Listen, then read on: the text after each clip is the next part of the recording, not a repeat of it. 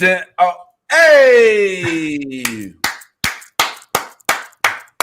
Bravo. Well done, Marvel. Well done. Finally, an episode that I can sink my teeth into. Good morning, good day, good whatever it is to you. It's a lovely day to sit and talk about all things Blerd related. I am the boy, the real Vince Taylor, joined by the homie, Yas. Ooh, is Yas here? Yeah, what up, Yas? Yas is here. Yes. And we got the homie Ty Briks over here looking like he just woke up. And this, of course, this is, as you all know, the new Blerd order. Let's get into some of this banter as soon as I find this screen that did I upload it? Uh-oh. Yeah, shoot. I don't think I did. Yes, I did. And there it goes. Let's go ahead and do it.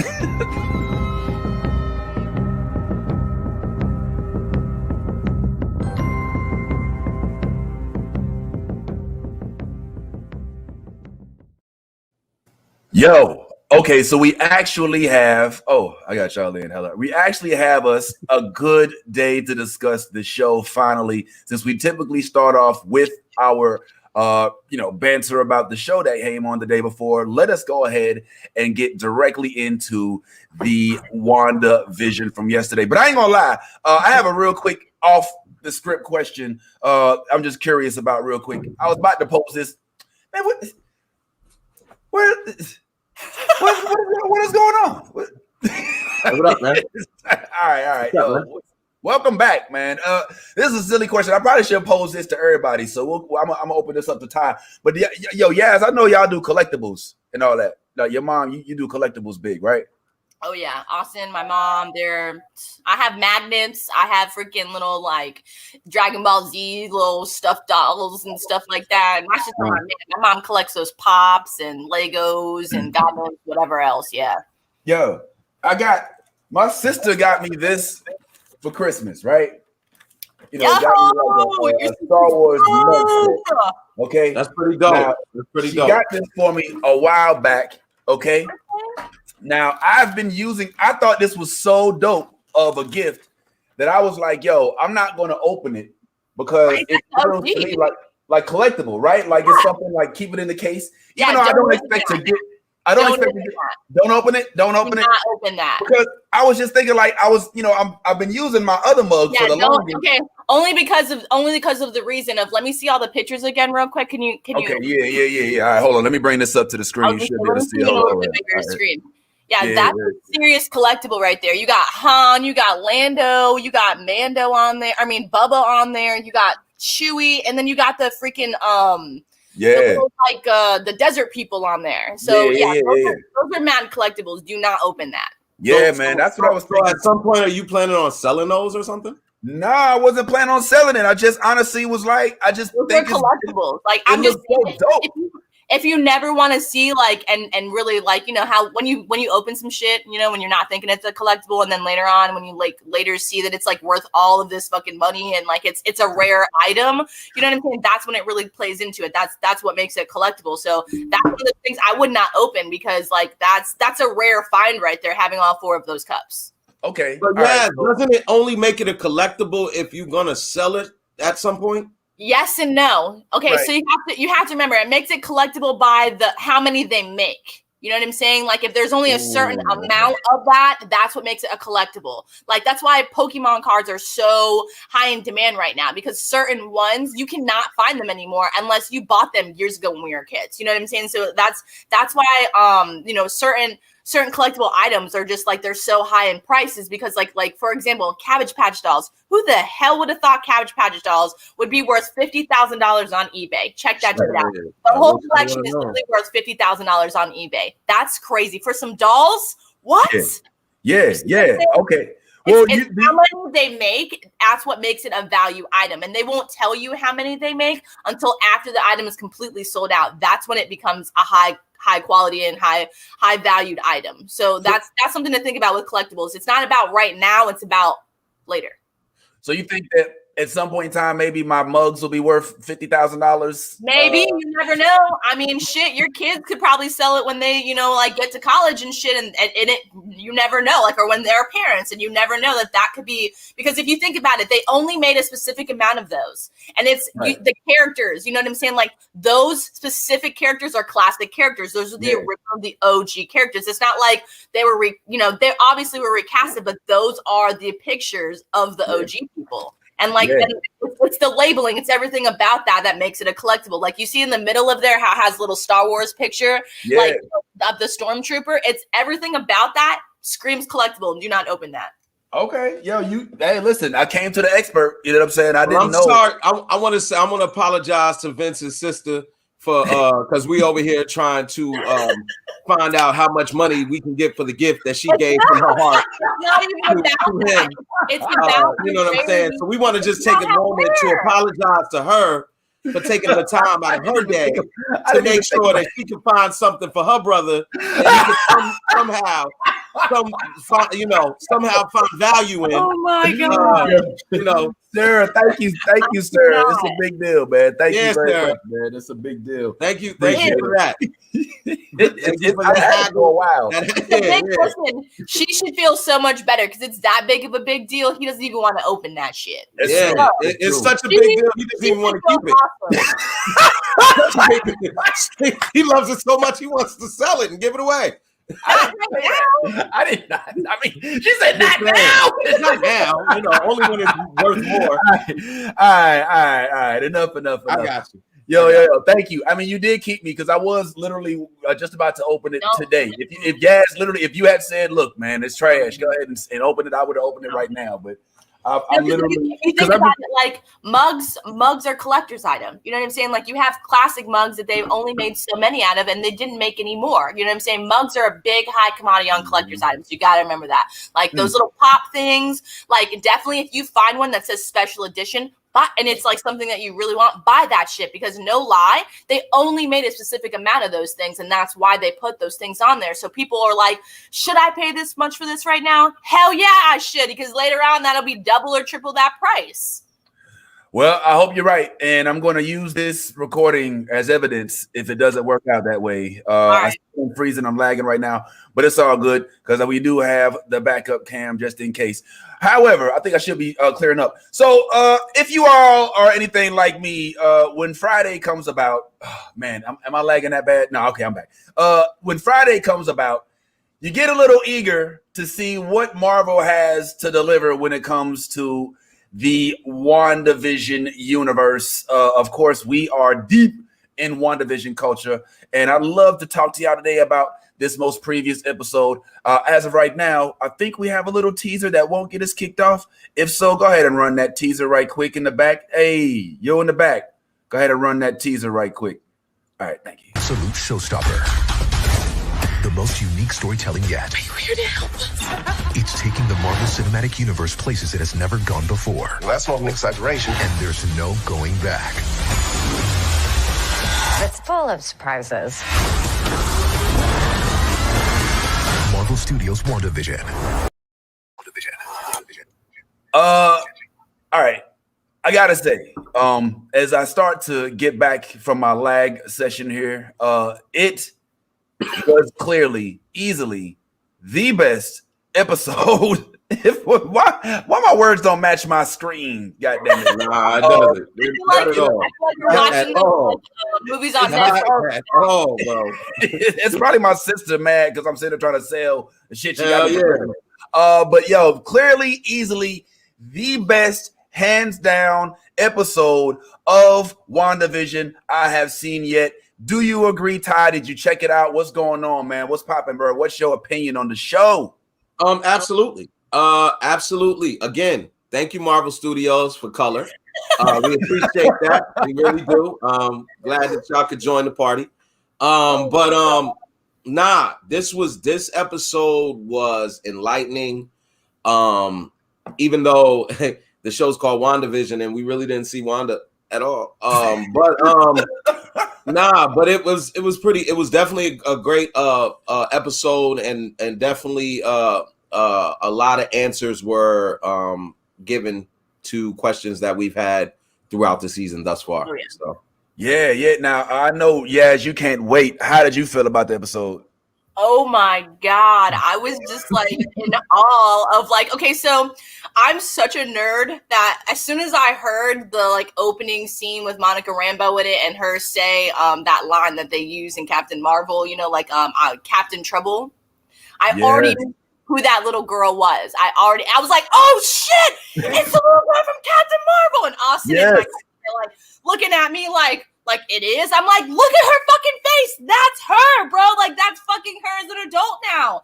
And then when they showed her like at the hospital and everything, I was like, oh my God, her mom died. Like I was just like, oh shit, that's super crazy.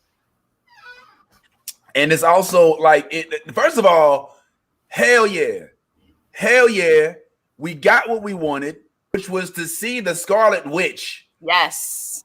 Yeah. I'm over Wanda right now. All right, Wanda, I love you to death, but Wanda, take a back seat, bring Scarlet Witch to the front. This is who we paid to see, and to see her. Oh my God, am I still lagging? Look, we just got to deal with the lag. All right, that's just how it's gonna go. All right, I'm back in order. When you see Monica get thrust through all those walls, yo, you're like, oh shit! It's so perfect the way that they literally gave us these cookie crumbles all the way up to this moment, knowing damn well that this episode was coming, because they didn't like give us like a little bitty, entry into this. They started off the episode in the real world. Oh my God, I keep this in me. They start off the episode in the real world. They start off the episode with Monica Rambeau, and I do have to say that it was somebody on this show who originally hipped us to the possibility that this was Monica Rambeau, and that would be none other than the homie Tyrone, who originally told us that he thought that this was Monica Rambeau. So what's going on, Tyrone? I know you feeling good today, man. What's popping, bro? Oh yeah, I'm feeling great. I'm feeling real smug today.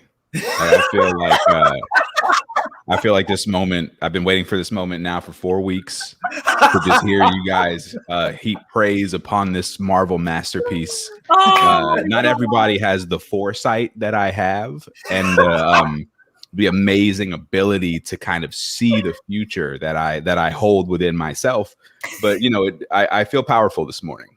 I do. I feel powerful. All right, calm down, man. Calm down. You over there talking real greasy for a dude who's leaving and staying on the couch. Did you just soul glow me? Yes, I did. Hold on. Soul glowed. We also have somebody else we want to welcome to the family right here, man. This young lady right here hails from the great city of Don't You Worry About It, None of Your Business, because I don't need none of y'all trying to stalk nobody. I want y'all to help me welcome the homie Candace. How you doing, Candace? All right, how are y'all? Good.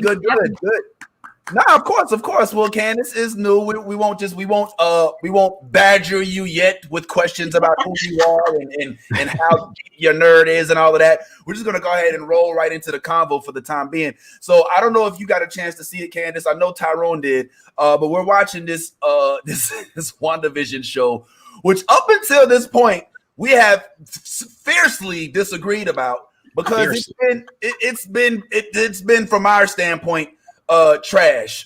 We were seeing black and white Dick Van Dyke, June Cleaver episodes before, and then this week we finally get some actual action out of the show that was warranted. And not only just action, we also got plot development and character development. Now, as I stated before, when we first saw this young lady here, we didn't really know what to expect. They tried to call her Geraldine, but it was this man right here on this very broadcast, whatever you want to call it, who was like, you know what?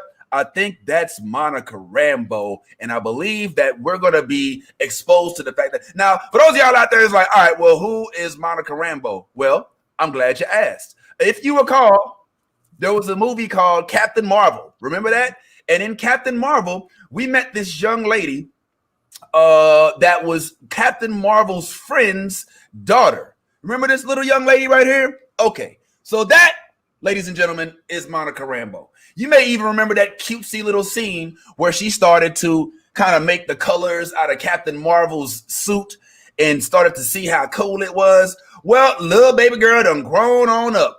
And now we looking at a grown Miss Marvel who is now facing the fact that she has just woke. Oh, I'm sorry. I forgot to do something real quick.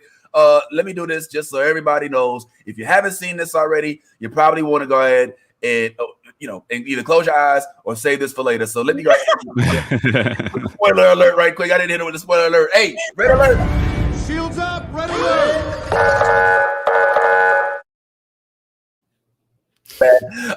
So Monica Rambeau, bro. So now not only is Monica from that show, not only is she from this movie, but we know that eventually she ends up being the one and only Captain Marvel herself. Yes, ladies and gentlemen, what we have just witnessed is a character being introduced into the MCU that has very, very big cinematic appeal, who we likely will see join the Avengers cast. I, for one, now have a completely different perspective about the show, because it's no longer about WandaVision no more. Now it's about Monica. Yes, it is all about this young lady right here. And I don't know if y'all feel the same, but this has made me love this show as opposed to not loving the show before.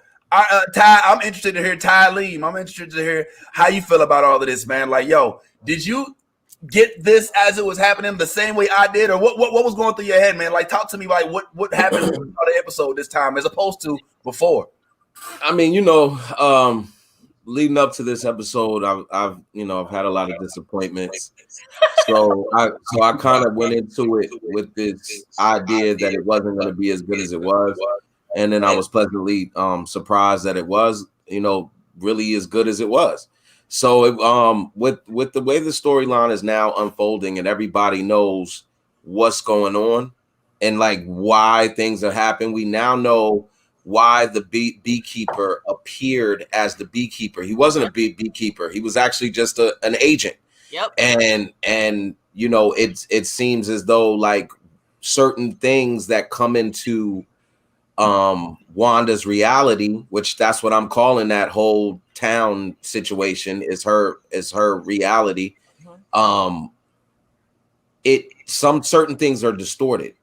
So I don't know if you noticed, because a lot of people know, I haven't really heard anybody say anything about that, but that drone that she has in her hand, did you not notice the colors of the drone? Yep. The colors of the drone were the same colors of Captain Marvel's suit. Yep. Oh, snap. You're so right. Yo, now check I this didn't out. that. I know. That's what I'm here for.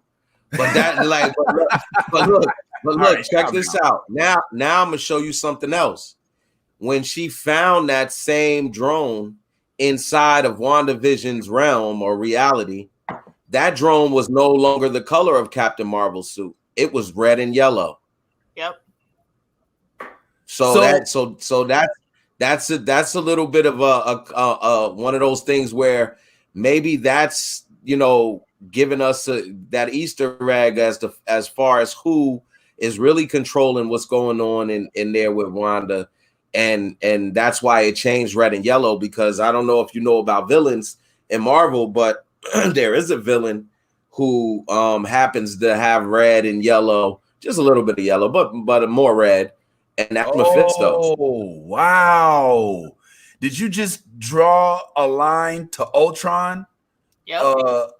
Through this? Like you think that Ultron is our villain in this? Whoa, yo, you're blowing my mind right now.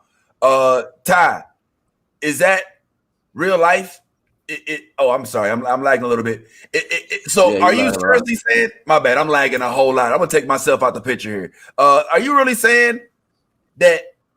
First of all, the drone that we saw is representing something like the original Captain Marvel, and then when it leaves, it's representing new Captain Marvel or Ultron or what exactly? I mean, what is it? No. No. The colors that it changed to is red and yellow. That's not Ultron, and that's Mephisto. Mephisto. Do you know who Mephisto is? The devil? Are you there? Am I in here still? I got you, Ty. Yeah, I can see you. Oh, we can still hear you. I don't know who Mephisto is. Ah, I think you broke Vince's brain completely off of like it's done. Yeah, you have completely. Yeah. We might just never see Vince again. Oh, there he is. Okay. Oh, wow. Thank you for joining us. That's how mind blown he is. Yeah. Yeah. All right, can you see me now? I'm sorry about that. Yeah, Mephisto. You was talking about your fist though. Yeah. Go ahead. Yeah, Mephisto is the devil. He's not the devil, but I mean, in Marvel, he's kind of known as like, the devil. You know what I'm saying? 666 is like his, you know what I mean? His I don't even know what to call it, but insignia or whatever. But yeah, Mephisto has the ability to do some of the things that's going on in what was in Wanda's realm. So what? I mean, all right. Well, yes. Does any of this making sense to you? Do you see Ultron being represented? I mean, is it Ultron, Mephisto? Yeah, Ty's throwing out a whole bunch of theories right now. He just kind of like blew my mind. I'm not even sure who Mephisto is at this point right now, to be completely honest with you. Like, I think I've seen him before, but like he's not like one of those characters that I'm like, oh, I know who the fuck that is. Like I'm just, you know what I'm saying? But I did see the plane and the colors of it, and I did point that out, and I didn't like catch on that it was Captain Marvel colors though, but I did see the colors, and I was like, man, those colors must like signify something. So that's dope as fuck that you caught on to that. But as for the whole like Ultron Mephisto thing, like I gotta look into this, because you just like, yeah, I don't know where I didn't say Ultron, but yeah, Mephisto. Well, I mean, Ultron is clearly a part of this. I mean, you can't deny the fact that Ultron is. They've already mentioned Ultron. All right. That's why Monica got booted the fuck out, right? I mean, she got the Jazzy Jeff treatment from Uncle Phil, when she was like, "Is this how he died from Ultron?" And she was like, "Who are you?" You know, remember that time? And she was like, "No, who are you really?" I think it's time for you to know. Yeah, she was inquiring about her brother.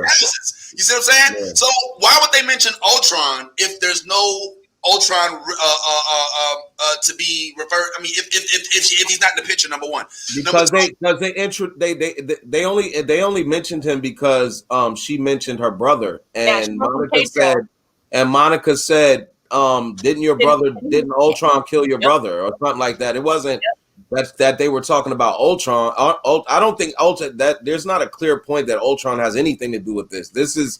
They only mentioned him because she was referencing the brother, and that's why she mentioned. Oh, and you know what? I just read too. Mephisto comes in when Silver Surfer comes in. Isn't he supposed to be making an appearance too? So like that's when we meet Mephisto. So that would actually make a lot of sense, actually, like Ty, that you said that, because there've been nonstop rumors that like this is going to give us more of the insight of what happened when the snap happened with Thanos, and more of like, Wanda's story with her brother Pietro, like, and how like, all of that happened with their childhood, and how Magneto's their father. So this is going to be dope. I cannot wait to see the next couple episodes. Like, and y'all were hating on this shit from the start. Because it was trash. Yeah, tell him yes. Candace is watching us gracefully and patiently waiting for us to bring up Harry Potter. I don't know if she's really into WandaVision yet. I did enjoy it. I know probably the least about Wanda and Vision in Marvel Universe, but I actually really like the first 3 episodes. I like the callback to kind of like this better time where you always get a happy ending. So in my mind, it was like her grief manifesting itself. Okay. And I thought maybe she was controlling the universe that she's in and always wanting like a happy ending. Yeah. Oh, wow. Look at that. Spoken so well. You've done this before. Your neighbor there on the screen, is really into this as well, and he's like our serial optimist. Like literally, he loved every Star Wars. He thinks that the Ewok movie was the best of all the Star Wars movies. And like he just come on, Mr. Ty Sunshine. We're gonna call you from now on, Ty Sunshine. What say you about this episode that we're starting to like a lot? Well, first of all, I do like most of the Star Wars. Episode 8 can die always, but I just want to say that so nobody attaches that to my name. So this episode was it was amazing. So to Ty's point, and with the Mephisto and Marvel's Devil stuff, they even dropped a few mentions of that, and I believe it was episode 2 when they were sitting there and Dottie was having her little meeting, and she was talking to Agnes, and Wanda said, "Oh, the devil's in her," and Agnes goes, "Well, that's not the only place he is." And so they've been dropping this Mephisto thing, and so Ty is right on target with that. I think that's going to be amazing. But yeah, this episode, I didn't expect them to really give us this much this quickly. They gave us a lot. Yes, we have been introduced to items and to organizations and to people who are going to expand the Marvel universe like crazy, and it's going to be so fun to watch. Just go ahead and sign Monica Rambeau up for like 10 more movies. I need as much of her as we could possibly get. She is awesome. Yes, agreed. Yes. I don't honestly know whether or not Monica's going to transfer to the MCU, right? Like, I don't know if she's going to. Oh, absolutely. I think there's no absolutely is. There's no reason. She absolutely is. And people are already saying stuff like, Monica is carrying the show. Like, she's literally like, people. I've heard that amongst a lot of different platforms that Monica is the star of the show right now. She's a secret star. Yes. Yeah, like she's really driving a lot. Do you think she's the star of the show right now? I mean, because we already know that the season is only, I think, six. There's only a few more episodes. I think it's only 2 or 3 more episodes. Yeah. So, I mean, as it starts to wind down, do we start to see her become more of the focus, or do we start to, because I get the sense that this is going to end. And it's going to disappoint a lot of folks because we're going to get cliffhangered the fuck out of. You know what I'm saying? There's going to be a hella long wait to the next season, and this would just be Marvel's introduction to, the Disney Plus, the Phase 4, the introduction of Phase 4. Yeah, but I still am a little nervous because there were a few things that happened that were really significant that I'm just going to throw this out there to everybody. Jump on it. What was going on with the fact that, first of all, we saw that Monica, her mom died. All right. We didn't know about that in Endgame. Okay. Nope. Also, that also says that right now, Captain Marvel is somewhere out there. It's not like Captain Marvel died. I mean, she was a part of the reemergence when everybody got, Thanos-apated, and then she came back with everybody. So there's the potential for Captain Marvel to show up in this series if she's going to transfer the powers. And then there's the whole issue of maybe that was the helicopter. Maybe that was the reason for that. Maybe that was the reason for the helicopter, trying to give you I want a few questions. Go ahead, Tyrone. Oh no, I can answer some of your questions. I could wait till you finish asking them though, because I got some answers for you for sure. Oh, okay. All right. Well, let me just throw this last one at you then. Why is it that the people outside the town don't know what's going on inside the town? Like, I understand the people inside the town of Westview. Yeah, I understand why they don't get it. They're under the captive spell of the witch. But the police outside, what the fuck? Like, what keeps them from being able to turn around and be like, yeah, there's some weird shit going on right here. You know what I'm saying? Like, what the hell is this going on with that? Yeah. So I'll answer the last question and work backwards. So those police were actually from the town, and they were under that spell. They were, they kind of were out there to meet the FBI and the nosy people that were coming in to kind of ruin Wanda's time. So those police were from Westview, And the thing about what they were saying was that it just was off, because they were saying the town doesn't exist, but they're sitting there standing right in front of it. And when they leave the scene, they go back to the town, and they're let in without any kind of resistance. Yeah, I noticed that too, Tyrone, actually. Like, I was like, wait a minute, the cops just went back into the town and they didn't even know about the town. I was like, what the hell? Yeah, so they were just out there to keep up the illusion that, there's nothing wrong, there's nothing going on, nothing to see here, move along. They're keeping up that illusion. But you see why that's problematic, right? Because that means that they can leave whenever they want to, as opposed to what I originally thought, which was that they were stuck in town. So that doesn't explain why the neighbor was sitting there cutting through with his hedge clippers that concrete block. But I think it means that they can leave whenever Wanda allows them to. Oh, yeah. I was just about to say that. I was going to say they can leave when she allows them to. Yeah. Oh, okay. It's at her discretion. You know what I'm saying? The whole them leaving type thing. Right. Okay. And even the and I picked up on the guy's eyes even looked a little bit weird, like he was bewitched, if you will. Yeah, I saw that too. Like he was dazed. Yeah. Yeah. Yeah. Okay. Well, I guess that makes sense. And I know I'm still looking like a Minecraft character. It's all. And I got to answer on your timeline question too, by the way, because you were like, where does it fit? Or you kind of implied that question, like, where does it fit in the timeline? And this come on through. Yeah. This is about they put it about 3 weeks to a month after Endgame, after Hulk's snap. So Hulk snaps people back into existence. So it's around 3 weeks to a month after that, because Monica wakes up and then she ends up going to Sword and getting caught up on everything. He's catching her up. So a lot has happened, a lot has developed, but it's not very long after Endgame. Right. So as far as the rest of the world is concerned, everybody's just come back. They're just catching up on all the events and stuff. Like Spider-Man Far From Home hasn't happened yet in this timeline. So they're kind of jammed right in that middle part.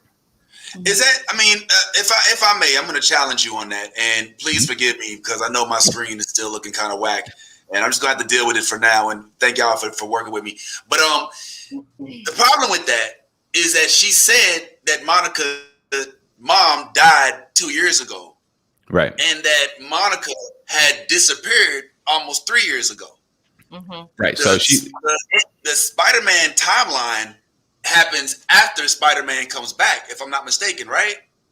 Yeah. So that would work because the snap was happening when she woke up. Yeah, and the doctor said you disappeared 3 years ago. No, your mom died 3 years ago, which was 2 years after you disappeared. Yep, that's what she said too. Yeah. So and Spider-Man comes back 5 years after the blip is what they call it. So that's he's back at that point and has been back for a while because they've dealt with the death of Tony Stark and the grieving of that, and there's a whole school year that has gone by and that kind of thing. So the timeline does work the way they established it, and they've been doing a really good job with it. I think the one thing that's going to be interesting to hear is how they deal with the fact that Sword as an organization has existed this entire time. Right. Without us seeing it. Yeah. So I think that's going to be an interesting thing to learn and find out about, because they're not very small. That's a hell of a building. That's a hell of an organization. That's a hell of a staff. So, it's going to be interesting to hear how they kind of, how they kind of explain that a little bit further into the show. For those who don't know, is Sword in the comics as just kind of like S.H.I.E.L.D. is? I know Sword is a thing. But does it have as much of a, like, I know S.H.I.E.L.D. has its own comic. Does Sword have its own comic? I'm not as hip with the popularity of Sword or how it exists in the comic realm. So Sword, I don't know if Sword has its own comic, but it does exist. It's very present in the comics. And we've actually already seen parts of it in the MCU when at the end of Spider-Man Far From Home, Nick Fury is seen in a scroll ship. If you remember the end credit scene there, he's like in space. He's with some scrolls. That is kind of where Sword came from in the comics. Like Sword came from an alien presence that came into threaten Earth. Yeah. So they've been kind of giving us pieces of it, but so it's very present in the comics, and I think it's going to be used to kind of bridge this new, this new expansion of the Marvel universe. Because if you hear, there was a lot of talk about space, even in that short time when they were talking about it. They were talking about having sent people up there already. They were observing sentient weapons. They were, responding to sentient weapons. So there's a lot of talk there, and I think Sword's going to be as big of a part as Shield has been, if not bigger. Yeah, hey, Ty, I don't know. Go ahead, Jeff. Yes. I was gonna say, your Tyrone was right, because like in the comic book, Sword was like the counter, like the terrorism, but it was like all like interdimensional, like, you know what I'm saying? It was all like space, like that's basically what they were for. They were like, the anti, terrorist people for like, people coming into our atmosphere and invading it and stuff like that. That's basically how like it's brought out in the comic book. So that makes a lot of sense, that, you know what I'm saying, like the little Easter eggs that they put into, you know what I'm saying, that show, that was like perfect for that, because that's like giving us more, like details into like how Shield kind of, came out to be, and like why that company is important to us too. Right. And I also want to just really quickly shout out Jennifer from the comments. She, when you guys were talking about the drones, she mentioned that they're also Iron Man colors. So that could also be kind of a nod to, because I know both Shield and Sword use a lot of Stark tech, and it's very possible that's where that came from. So yeah, just wanted to shout out Jennifer. It's another good connection there. That is true.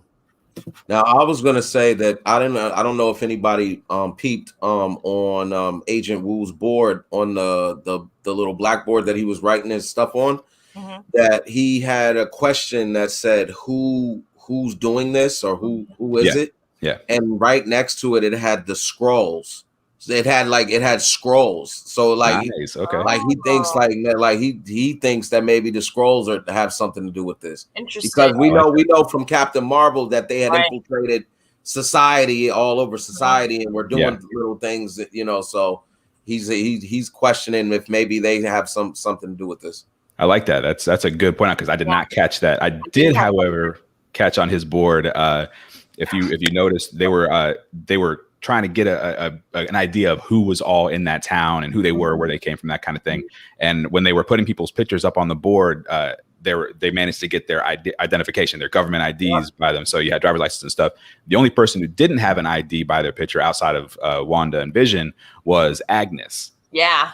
So Agnes. Right. So we don't know yet if she is a resident of that town. She's supposed to be dead. No, she's Agatha Harkness. Yeah, I mean that's I think they're going there, but like I think that's another one of the hints that they've dropped to let us know, like, hey, this is about to get real crazy. Hell yeah, that's awesome. I'm very, very excited about that. Also, one of the things that I realized about last night's episode was that I think this is the first time that we have established the hero and the villain in the show.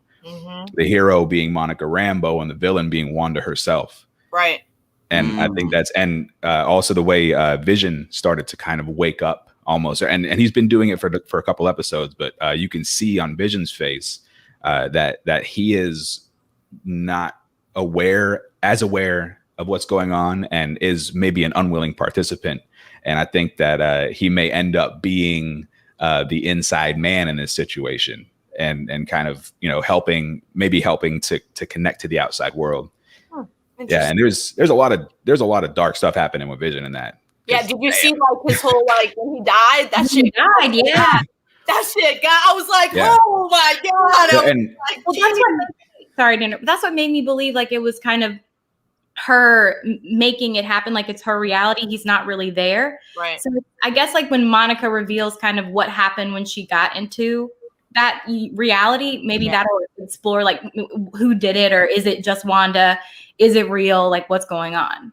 Yeah. Well, and I think it also helps to connect to the idea of why we had black and white in the first place. Because if you remember when Thanos killed Vision, and when they show his his dead body in that moment, he loses his color. It's variations of black and white. It's that grayscale. And not only that, but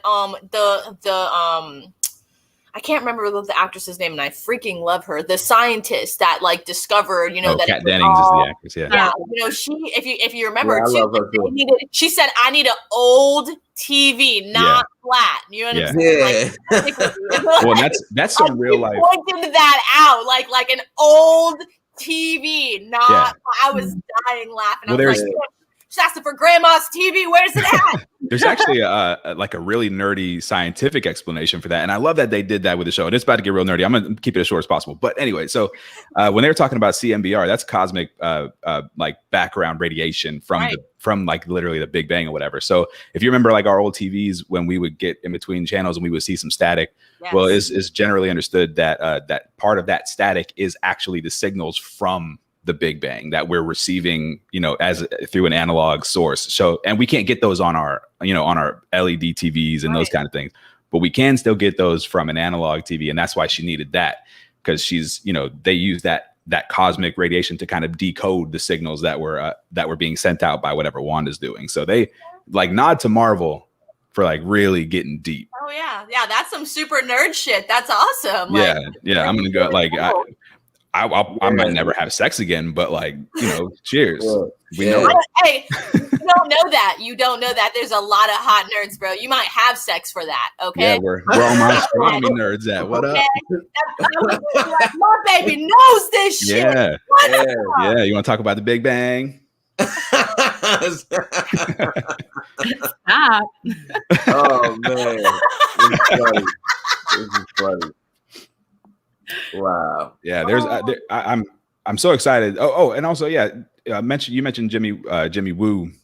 I'm so glad they brought that dude into the show. And for anybody who was a fan of like Ant-Man and the Wasp and stuff like that, if you notice, like the second you see this dude on screen, he busted out with a sleight of hand magic, and that was just like a little throwback to his obsession with Paul Rudd's sleight of hand and Ant-Man and the Wasp. And I love when they give us those little moments. You know what I mean? When he popped up, no lie, I got so excited. I was like, yes, there's going to be some magic trick he's going to get excited for. No lie, I'm not going to lie. My fiance, Austin, and him are so much like. So, and I'll tell you why. Last time we went to Carrabba's, you know how they give you those like little mints when you're leaving, right? They normally give you like 1 or 2, right?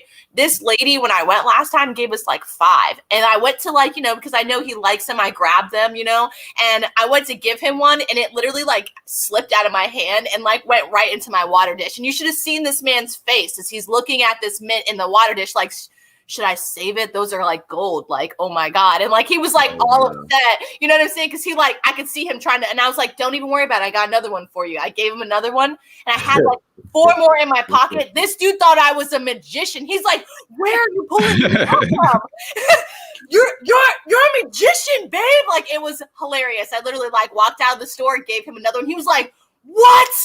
Woman, I'm never gonna like, you're gonna be by my side always. He's like, how do you just keep pulling these things out? Keep the mints. It was so funny. And like, we get in the car, and like I left something on the top of the hood, like my food, and I get back out of the car and I grab it and I put 2 more in his lap, and he's like, I swear to God, you're amazing. You're a magician. He called my mom and told her how magical I was. So is he trapped in your created reality where you can just conjure up after dinner mints whenever you feel like it? 100%. He'd be like, baby, what magic trick you got for me today? Oh no, I just so you talking about calling your mom made me think of a question that Vince asked earlier about WandaVision. He was talking about how why is it that nobody outside the town knows about what's going on? Yeah. And we talked about the cops, but what we didn't mention in that moment was that that Agent Wu talked about calling family members of people who existed in this town and the missing person that got them there in the first place. And when they talked to these family members, nobody even knew they existed. Right. So that goes to show just how much is happening to cover this up as far as Wanda's reach over people's realities and, the potential power of Mephisto, if that is, where they're going, which is, very, very likely. And so there's a lot of far reaching stuff that's happening here. This isn't going to be like a little localized thing. This is going to be a lot.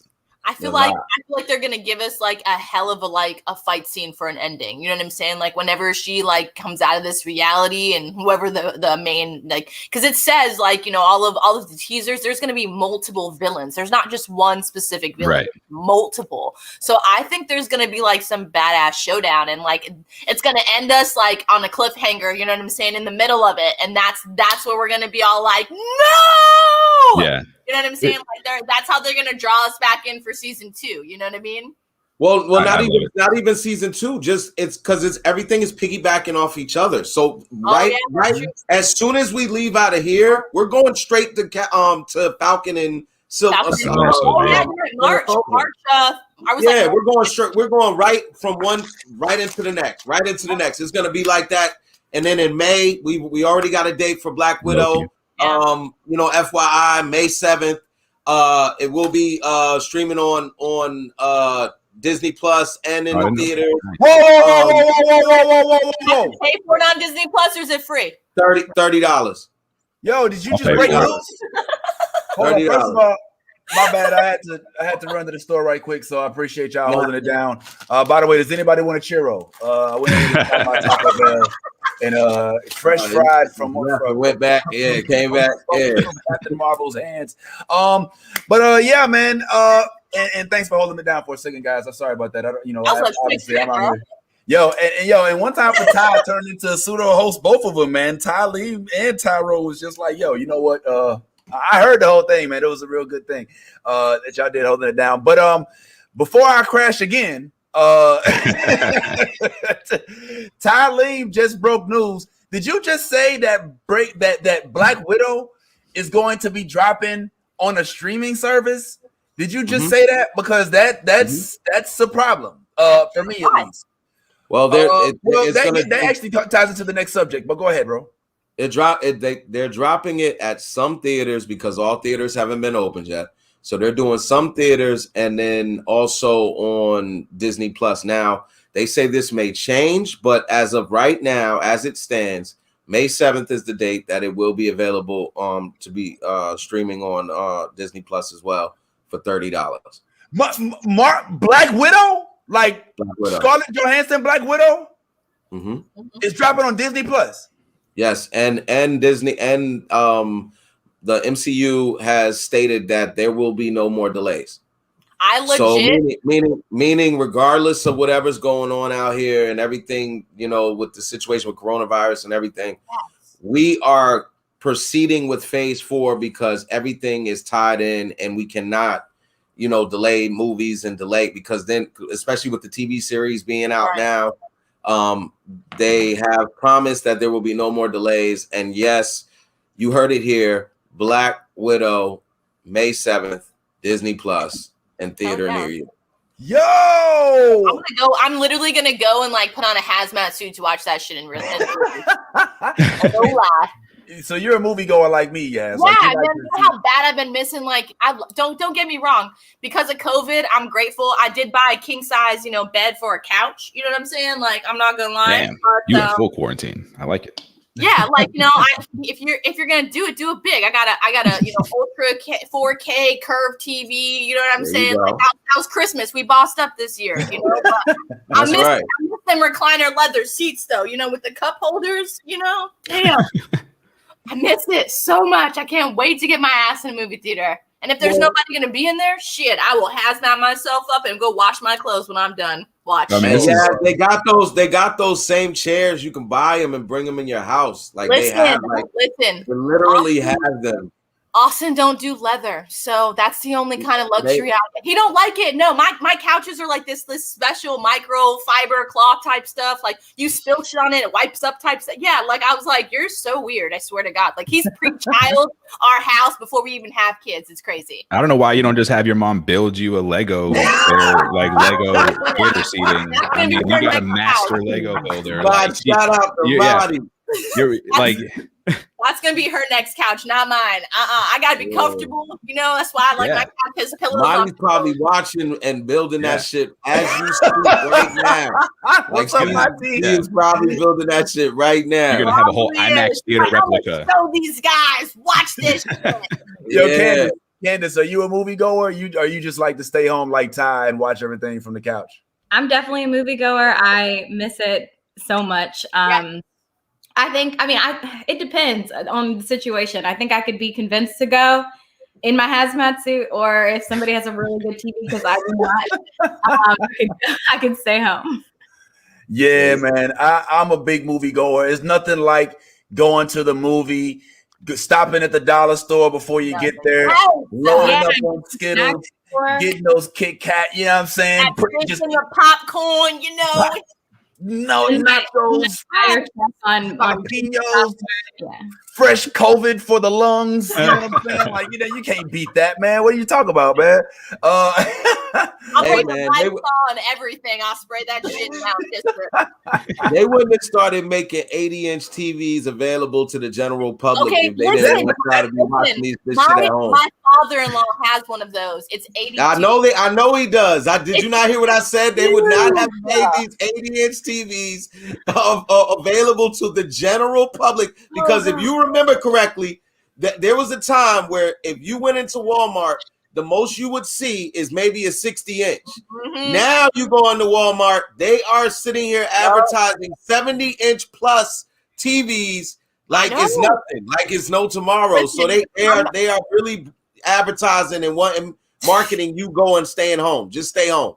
Ty, I'm really not even mad at him for buying the 82-inch TV, because he gave me his 72-inch that he had previous to that he bought, like, when you were allowed to buy those TVs, like, so that's upstairs in my bedroom. But even it's not the same, though. That's all I'm saying. Like, I have that luxury because, like, I'm fortunate enough to get that hand-me-down.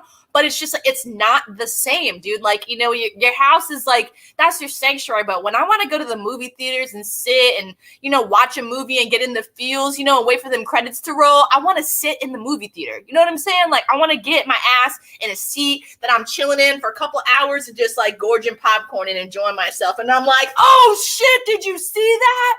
I just, it's not the same when you're in your own house. You know what I mean? Like, other people aren't laughing with you. You're laughing with yourself. Yeah. Can you hear me? Yes. I can honestly say that if I had saw Black Panther in my house, I probably would not have liked it as much. I saw Black Panther in the movie theater in West Oaks Mall, which is hella black, which meant I was surrounded by dashikis and little kids with snot bubbles. And every time Chadwick Boseman came on the scene, it was a big deal. And I couldn't have it any other way. I'm sorry, Ty, that you are completely stuck to that TV and that Fire Stick. One of these days we're gonna get you out of the house, because it is a great experience to go experience it in the spring. Ty is with the couch screen movement. Like he's just, what I'm saying, he's gonna grow into it. I mean, bro, I went and spent all of this money. I got the surround sound system. I got the we know. I got the 3D. Look, I got the 3D projector with the screen. If I want to go and do it that way, bro, I got it. Like, my thing is this. I remember going to the movies. And I remember going to the movie. I remember, look, hold on, time out. I remember horses and carriages. I remember it differently. I remember it differently than y'all. I remember people talking in the movies, people's cell phones going off, all kind of distractions, babies crying, all of that shit. That's the shit that I remember going to, bro. I'm just being real. I've gone to the movies multiple times, and there's always somebody in there running their mouth. There's always somebody in there on their phone, or their baby crying, or some shit like that. It always happens. It always happens. Are you picking a certain time to go? You go at the same time every time or something? Because I never have that. When time. Well, it ain't no sadness. Yummy, you guys. Look, I'm cool with being home with y'all. I like going. It's cool. I'm happy for you, man. I feel you. Like here, so here's what I think you're like. We like Candace. I know Candace said, because like we've been at the theater a couple times. Like we have a group that does like the midnight showing of like the first showing of the Marvel movie, and it's like a sacred time for those viewers. Like they don't talk. Right. Everybody's quiet. Like the only thing you hear, you might like the moment where in Endgame where Captain America is holding his shield in one hand and Thor's hammer in the other.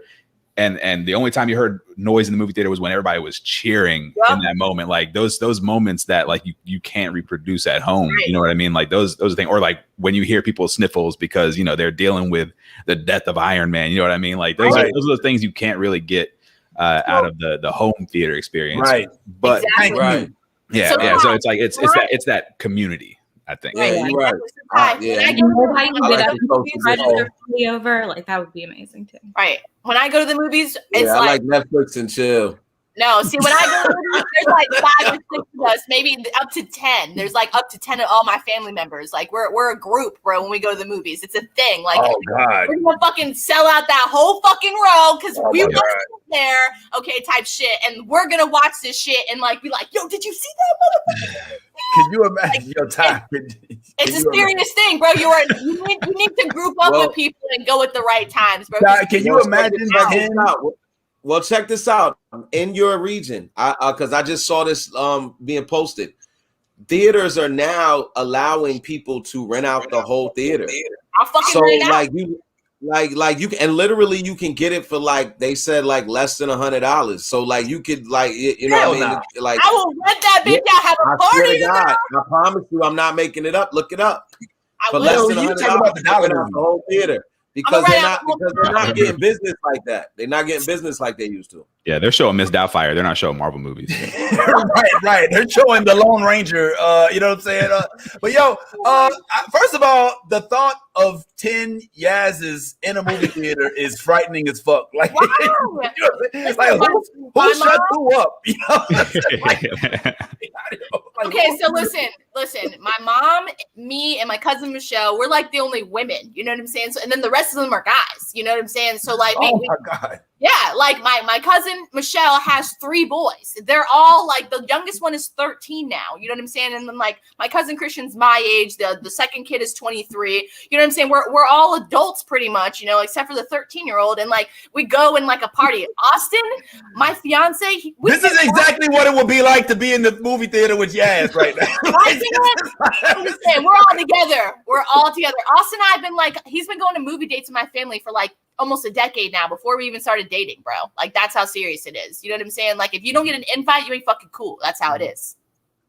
Excuse me. Oh, all right. The credits are rolling now. Yes. Now that I'm just saying. That's all the preview to the next Marvel movie. Ben, I didn't know you back then. You know what I'm saying? Ty, I didn't know you. Candace, I didn't know you back then. But don't worry, I'll rent that bitch out and send out a group.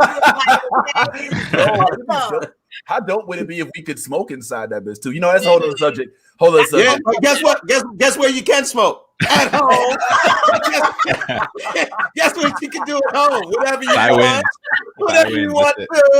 All right. Oh, God. A 420 friendly movie theater is something they should put on the list of things. That make money. But let's talk about this real quick. I'm sorry that the WandaVision talk was extended, so yes. I do appreciate you guys holding me down when Thanos and Thor tried to finger snap my internet connection over here. But I did want to at least touch on this because it is a hot topic that happened recently, and I'm hoping that our good friend Tyrone could help us understand this. I don't know if y'all have been paying attention, but as of this week, evidently a lot of folks made a big difference in the stock market by purchasing. Now, I don't want to talk too much because this stuff is kind of boring and it's kind of confusing, but I did at least want to try to understand what exactly is going on, as it feels like something out of the Revenge of the Nerds movie. Let's just see. When stocks in a struggling video game store go up by almost 800% in 1 week, Wall Street takes notice. Savvy members of a Reddit board buying shares in GameStop shocked experienced traders, according to Stephen Gandel, senior reporter for CBS Money Watch. By buying it in a group, they've been able to take these short sellers off guard, and they have to then race around and try to find the shares, of which there aren't many. This is an Apple, and that's driven the stock from $4 all the way up to $350. Now, I'm not gonna lie, that sounds like it makes sense, but I'm not really a big stock guy. I'm Vince Taylor, not Charles Schwab. Couldn't tell you too much about it. But Tyrone was trying to explain this to me in the text, and I was kind of like, yeah, I get it. But all right, could you just break it down real quick? I don't want to spend too much time here, but this is kind of nerd and blurred related. So what the fuck is going on? Like, did we just buy the stock market? Is GameStop now belong to us, the gamer? What the hell's going on, bro? Just kind of break it down in layman's terms for us idiots. Yeah, and that'll be easy for me as far as layman's terms, because that's the only way that I know it, because I'm also not like a big stock guru person, so I can only speak in layman's terms here. Basically what's happening is all of the market is essentially inflated, and it's deflated, if you will, just because of what people perceive might happen in the market, which is controlled mostly by a few investment firms, a few people who have the money and the power to do so. What happened over the last week was that a bunch of people got together online and said, hey, if we all do this same thing, we will have that type of power. And they demonstrated that, and it, basically flipped the stock world upside down. In individual terms, what you had a lot of people who use that to get rich. They said, buy a bunch of GameStop stock while it's low, inflate the prices. We're going to get rich real quick. I mean, there's people like you and me that went ahead and made tens of thousands, and some people made millions of dollars real quick off the stock market in one day. But the big picture here is that the stock market can be run by normal people like you and me. If we just organize and get together, we can control more of our economic destiny than we realize we can. That sounds very Lord of the Ringish. If we just fellowship on the stock. Ty, do you do any stock, man? Are you any? No, I don't do any stock. The wife is into the stock. I was.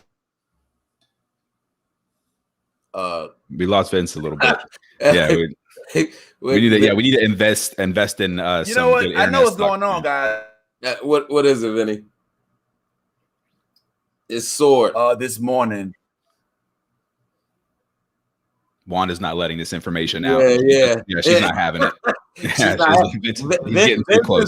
is the guy that was in witness protection. That's what we're finding out today. That he's the guy that Agent Wu was looking for. Yep, yeah, we're over here in Eastview and he's in Westview. What's No, but no, I haven't actually done any stock. The wife does the stock, but I have been looking more into it now that I've seen what's going on out there. I was aware of what happened with GameStop. Mm-hmm. And I actually think that's going to happen a lot more. We're going to start seeing that's going to be a trend to happen. There's, so pretty much whenever you see something, it's probably going to be like, if you think it's going to pop, then you probably need to jump on it really quick. I think the next really huge investment, to be honest with you, is going to be marijuana, the medical marijuana industry. So because it's already thriving, but I think now that we're under new legislature, I think it's going to be allowed to thrive.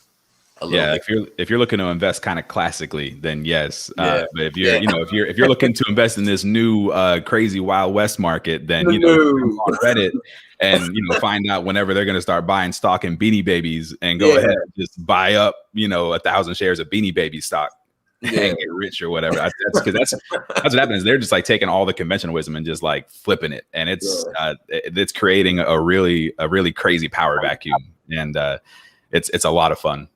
It's a lot of fun to see powerful people get stripped of their power. I'm like the the belt in The Expanse. I'm over here like give the power to the people. Everybody rise up against the. Yeah, that's me over here. I'm just sitting here watching it burn, just laughing. There's kind of viral videos like that.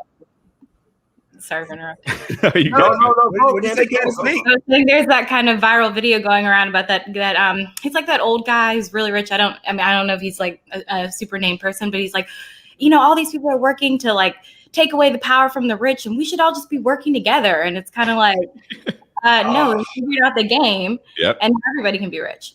Yeah, it always lands on his head, right? They always find a way to demonize the little guy. I even saw that they started to try to like, quote unquote, take back. Oh my God, I'm so afraid to push any buttons right now because I need to invest in internet stock. Hold on, let me just see what happens. Now, I'll be honest. This seems really fascinating and really boring at the same time. Like I feel like I wanted to talk about it because I was hoping there's some insight to it. But at the end of the day, this has more to do with the stock market than it does with GameStop. I think that the bulk of the attention of this is mainly because GameStop was attached to it. And since it's not really, winning, I don't really care as much anymore because the bubble is starting to pop, So, I mean, look, it's really boring if Yas don't got shit to say about it. We completely shut Yas up. And I thought Yas was lagging. I was I honestly I don't know diddly squat about the stock market. And I really if y'all know things, please educate me because I've been trying to dip my toes in it. You know what I'm saying?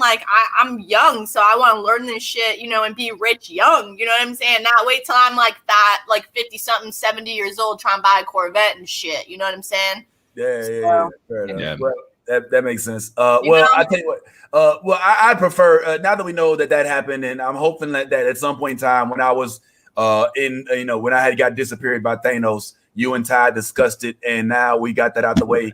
But I do want to kind of get back on something that Ty was talking about. Ty was talking about the fact that Black Widow is going to drop on Disney Plus. I'm still in disbelief. Don't get me wrong. I will have to fact check this because, frankly, it will be very disappointing from my standpoint for Marvel to cave because they've been doing such a good job at holding out on releasing their big movies on the big screen and not succumbing to the DC formula, which we know DC is, and HBOMax in cohesion are launching an onslaught of movies and shows to come out that they're expecting to basically own the market with all this. I mean, we got some pretty good stuff on here. We got Suicide Squad, Judas and the Black Messiah, which I'm looking forward to. We talked about Mortal Kombat last week, but yes, Little Things also, that looks pretty cool. Space Jam. It wasn't. It was. Oh, it wasn't. Okay. All right. We'll talk about that later. Dune, I'm looking forward to. I remember Dune, growing up with Dune. But the one I think that most folks are really interested in. Making another Suicide Squad? Suicide Squad, the sequel. Oh, wait a minute. I think that's the sequel, if I'm not mistaken. Yeah, that's what I'm saying. It looks like the original, but it doesn't say 2 or anything like that. Nah, but they cliffhangered the fuck out of us on that movie. Yeah, did they? Did it cliffhanger? Yeah, because they were like, we're going to give you a good movie. And then they were like, no, we're not. Yeah. They tried to lead it in the birds of prey. Oh my god! Wow, I have to commend you on that. I have to really, because you normally love everything. That's so Look at Ty coming out of his shell. What? Wow! Wow. Hate on Tyrone. Woohoo! Hey, Tyrone. Hey. Now he's gonna go and take his shirt off and whip his back and cover himself in sackcloth. I have sinned, oh Lord of Optimism. Please forgive me. Yeah. All right, but anyway, all the rage right now, y'all. I'm sure you've already known that Godzilla vs. King Kong is coming, and it is being released on HBO Max. I ain't gonna lie, I'm low key excited and not excited about this movie at the same time. Wow. I feel like it's one of those movies where we're looking forward to it, but at the end of the day, we've kind of already seen this movie. Godzilla, King Kong, they've been setting this up for the longest, and Skull Island brought us into it. But I think we do have a clip for the upcoming movie. So go ahead, Backroom, run that tape if you would.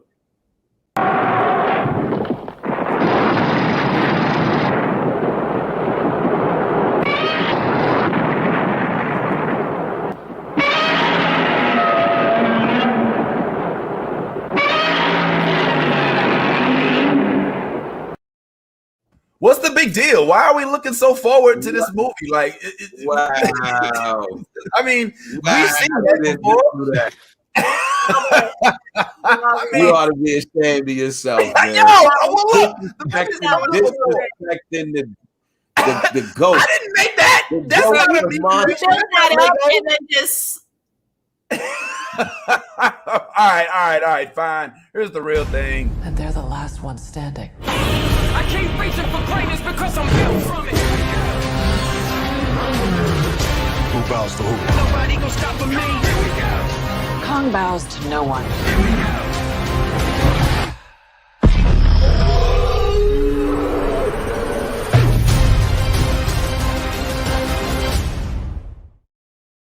All right. So somebody tell me, why should I really be excited? Did we like Skull Island? Did we like the first two Godzillas? What's going on here? We're bad.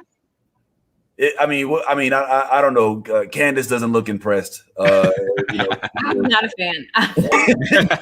Well, I mean, I think me and Candace may be on the same page, but the Ty Sunshine click up here on the top half of the screen, good hair and all that, up here looking like two light brights. Like there we go. Yeah, y'all might be related, yo. I don't know, man. There's a lot of, we are, man. We are, man. All right. The Ty click, Ty 2 times 2. Why? Ty Lean, I know are big on Godzilla and absolutely King Kong. Why am I looking forward to this movie, man? What's the big deal?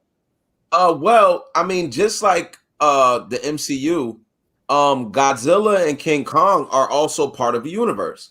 And in this universe consists of a lot of different monsters. And I grew up on Godzilla. I grew up on King Kong.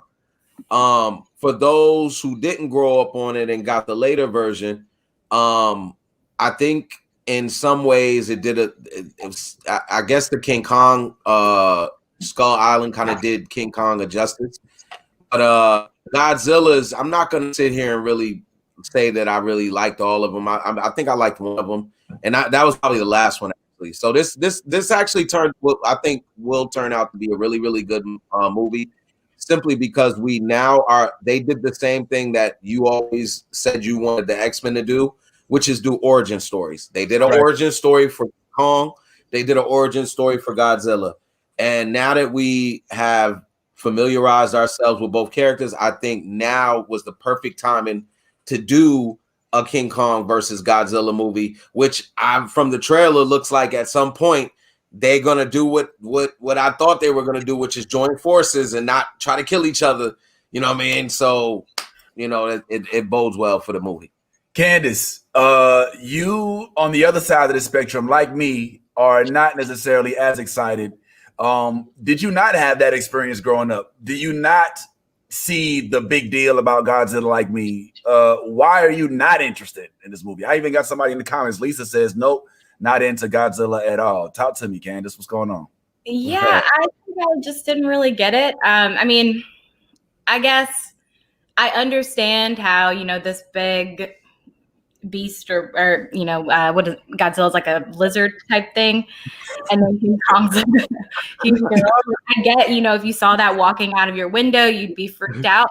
But at the end of the day, I don't know. I mean, probably the only close to thing I cared about was like Mighty Joe Young, and even that, I don't know why, I just never really got into it. Mighty Joe Young was dope. Congo was dope. I like Mighty Joe Young, but neither one of them have shit on King Kong. Well, of course not. Let's be very clear that Mighty Joe Young and they have shit on King Kong. King Kong is no. He's comparable. He has his blonde sidekick who likes. I mean, I kind of feel like that was comparable. Yes. Anything to contribute? I mean, you don't look like you got much to say about it either. You're very comfortable over there. I'm not gonna lie to you guys. I don't think I've seen like either of those movies now that I'm thinking about it. Whoa. I really am not into the whole it's like what's the point of like them fighting? I just don't get there's like I get that they're each individually in their own element, like they're dope. But why do we gotta how the hell do we gotta bring them together and have them fight? I get it, you know what I'm saying? I just feel like it's little kids that have a fantasy and they're like, I want to see these two go at it. Let's make a movie, and it just I didn't watch it. Tyrone, you got any? You look like you. Yeah, I'm going to surprise you guys and say that I liked Kong Skull Island. I liked that. I enjoyed that movie very much. I think it was presented like a horror movie, and it was a really fun watch. I liked what they did with the last Godzilla movie. I think they kind of refreshed that franchise in a way that it needed to be refreshed. Mm-hmm. And with this movie coming up, I think they're finally letting it get ridiculous, because it's ridiculous. It's a giant nuclear lizard and a giant mythical ape. And it's all just nonsense. So they're just like, why not just go full throttle and just get ridiculous with it? it kind of reminds me of like, I don't know if you guys watched Pacific Rim when it came out, but it was just pure fun, pure craziness. They're like, this is just nonsense, so let's have a good time. And I feel like they're going in that direction, and I'm looking forward to just how much fun it's going to be, because they're not trying to make us believe that this could happen. They're just like, but if it did happen, wouldn't it be cool? Like, that's just the whole feeling of that movie. They're just like, wouldn't it be cool if Godzilla had a big weapon? Or if Kong had a big weapon and he hit Godzilla? It's just a bunch of, like, I imagine that writer's room just being like this right here. Just a bunch of people just being like, hey, what do you think if, like, Kong made a staff and, like, hit Godzilla? And everybody was like, yes, write it. Let's do it. Put it on film. So that's why I'm looking forward to this movie. But you're definitely right about one thing. It does have Pacific Rim appeal in that it's probably gonna be trash. Now I'm just playing. Pacific Rim was good, and I will say that I like the Godzilla reboot. Mm-hmm. I do. I like what they did in the last couple of movies. I think that King Kong doesn't sell me as much as Samuel L. Jackson did when he was in the movie, right? Like, that was worth watching. Like, anything Samuel L. Jackson, I'm with. You know what I'm saying? So with him not being in this, I'm a little angry, especially angry Samuel. Yeah, exactly. Well, is there any other yeah, there is actually. Yeah. There's no such thing as a non-angry Samuel L. Jackson. No, it has been, and that's why you don't even know about it, because he's not good. When was Samuel L. Jackson not angry? When he was out in Django? Nah, he was angry in that too. He was angry as shit in that. He was angry as fuck. Right. He was the only time he wasn't angry when he was sitting with the Jedi Council, talking to Yoda about why Anakin couldn't be trained. But even in that, his brow was still filled. You know what I'm saying? He was mad because it looked like somebody took his favorite chair. Like, he was not happy in even that moment. Yeah, his dad look on his face of disappointment. Yeah. Like, he won't be trained. You know what I'm saying? So, Die Hard, Unbreakable, Mr. Glass. When have we had a happy-go-lucky? The only one we can think about is him and Bernie Mac when they did that one movie where they were like rock stars or whatever. But he even got mad in that too. But the movie I'm talking about, he was like a bum who knew how to play. He was like either the piano or a string instrument. Like, I don't remember the name of the movie, but I need you to look this up and relate this. You can look it up. Look it up. I watch movies. I mean, like, he was rom-com out there. I didn't even know. Right? Like, that's why I just told you. I was like, that's why you don't know the movie, because it doesn't exist. Right? It exists. It sounds like the minutes with, like, Jamie Foxx right here that you're giving us. You talking about Jamie Foxx, bro? Yeah, that wasn't playing in theaters and stuff. That was playing at Ty's home theaters. And, hey, you're right. It's always playing in Ty's home theater. Always. We always got admission over here. We're gonna go down the list. I'm fact checking you right now. Please do. And I'll say, unfortunately, I forgot. I did the last minute. I forgot to upload. I did have the cast on here, and on the cast call for Godzilla versus King Kong, we have a few names that we recognize. I'm not even going to take the chance to try to upload it now because it's already on here. But some of the names that we recognize are Millie Bobby Brown. Yep. Okay. A good chunk of the cast that was on the original, but the one that stood out to me was Denai Guerra, from who we know from Walking Dead fame as Michonne. It was shown that she's rumored to be in it, but may not actually be in it. But if she is in it, that would make it kind of cool. But at the same time, I'm not. Yeah, I think Lisa's right. Yeah, The Soloist is the movie you're talking about. That's Jamie Foxx. Yeah. But anyway, you go ahead and fact check that. Another movie that I just like, because looking at this up, fact checking on Ty's nonsense he's trying to spit to us right here. The movie Kingsman, he was passive in that movie because he was like that nerd that like had the lisp and shit. Oh, he He was happy angry. He was still angry, but he was angry. Yeah. And that bitch had to cover up the dead bodies, because he couldn't do that. That was funny. That was good. That was good. Ty is digging through Google profusely, like he's. Because I know I've seen it. Look at that face, yo. Ty is like, nah, motherfucker. I seen Samuel Jackson. He was happy, yo. I swear he was happy, yo. I swear he was happy in the movie. I saw. Off this list, the only thing I can think of was Jungle Fever. Jungle Fever. Oh. Yeah, was he happy? Only movie I can think of off this list of like looking at everyone I'm looking at. This is the only one I can think he's not angry in. Real shit. Well, maybe you're right. I don't know. But either way, he's not in Godzilla. You were talking about was Soul Man. You was talking about Soul Man. Yeah, Soul Man. Yeah, that movie's funny as hell. Funny you found that movie and not the one that you made up in your head while you're looking through Google. Nah, but it's cool. While you keep looking to redeem yourself from the alternative reality that you live in, where Trump's still president and Bernie and Samuel L. Jackson was happy in a movie, right? I want to kind of leave out of that and move to a subject that we have yet to breach on this show, which is when it comes to nerddom. I think we spoke about this briefly at one point in time.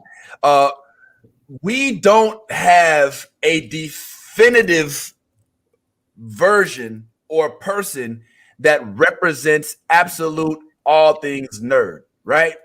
So as we said, and Ty and I gave a recommendation the other week, there's a movie called Unknown Origins, right? In Unknown Origins, it goes into the details about how just being a quote unquote nerd doesn't mean that you are a monolithic group of folks. So some folks are, say, comic book nerds that read the comics. Some folks are movie comic book nerds that just watch the movies. Some folks just like to collect Pokemon cards and do Digimon. Some folks are video gamers, or some folks are just book readers. So there's a whole different, there's a whole plethora of ways to enjoy and just embrace your nerddom. One thing we haven't talked a whole lot about is the world of Harry Potter. Harry Potter is all the rage in some circles, and I'm not gonna lie, I didn't really do the Harry Potter thing as tough. I watched every single movie. Okay, every movie Harry Potter has come out with, I've watched and I've enjoyed. But the reason I'm bringing this up is because evidently it has been revealed that Harry Potter, the great big juggernaut of a series written by J.K. Rowling, may be coming to the actual HBOMax as well, which I don't know how to feel about, frankly. I'm a little happy. I guess I'm a little confused because I don't know whether or not this is going to survive, especially if it's Harry Potter. But I'm really, really concerned about the fact that Harry Potter, especially the creator, J.K. Rowling, has had some turmoil that she's gemmed up for the franchise over the last few years. Just in case you were unaware, J.K. Rowling here, who actually wrote these series, came under fire for expressing some of her views about maybe not necessarily being pro-trans or pro anything like that. Now, I don't know if you all know about this or not, but I do know that my good friend Candace here is one who has done the Harry Potter thing. Now, if you don't mind, Candace, as our honorary Harry Potter blerd, you say that you are not Gryffindor, not Slytherin, but Ravenclaw. And I, of course, know exactly what that is. I live, eat, breathe, and shit Ravenclaw. But for those in the audience, the couple people watching who may or may not know what that is, could you kind of give us a breakdown on what that means? And is that like in the book? Is that in the movie? Where you get that from? It's in both in the movie. So it's basically the House of Hogwarts is broken down into 4 houses. You've got Gryffindor, which is where Harry and Hermione and Ron were. Then you've got Ravenclaw, your girl. Then you've got Slytherin and Hufflepuff, which, I mean, I don't know as much about Hufflepuff. I don't know that many people identify as Hufflepuff. I think Tyrone is. But so basically, it's a breakdown of the and each house has a different aspects about them that kind of push them into that zone. But like, I don't know if anybody's familiar with the sorting hat. When you first get to Hogwarts, you put it on. It tells you which house you belong in, but you do have an aspect of choice in that as well. So, for instance, Gryffindor is more like courageous and a little self-righteous, if I'm being honest. And Ravenclaw, the best one, is more witty.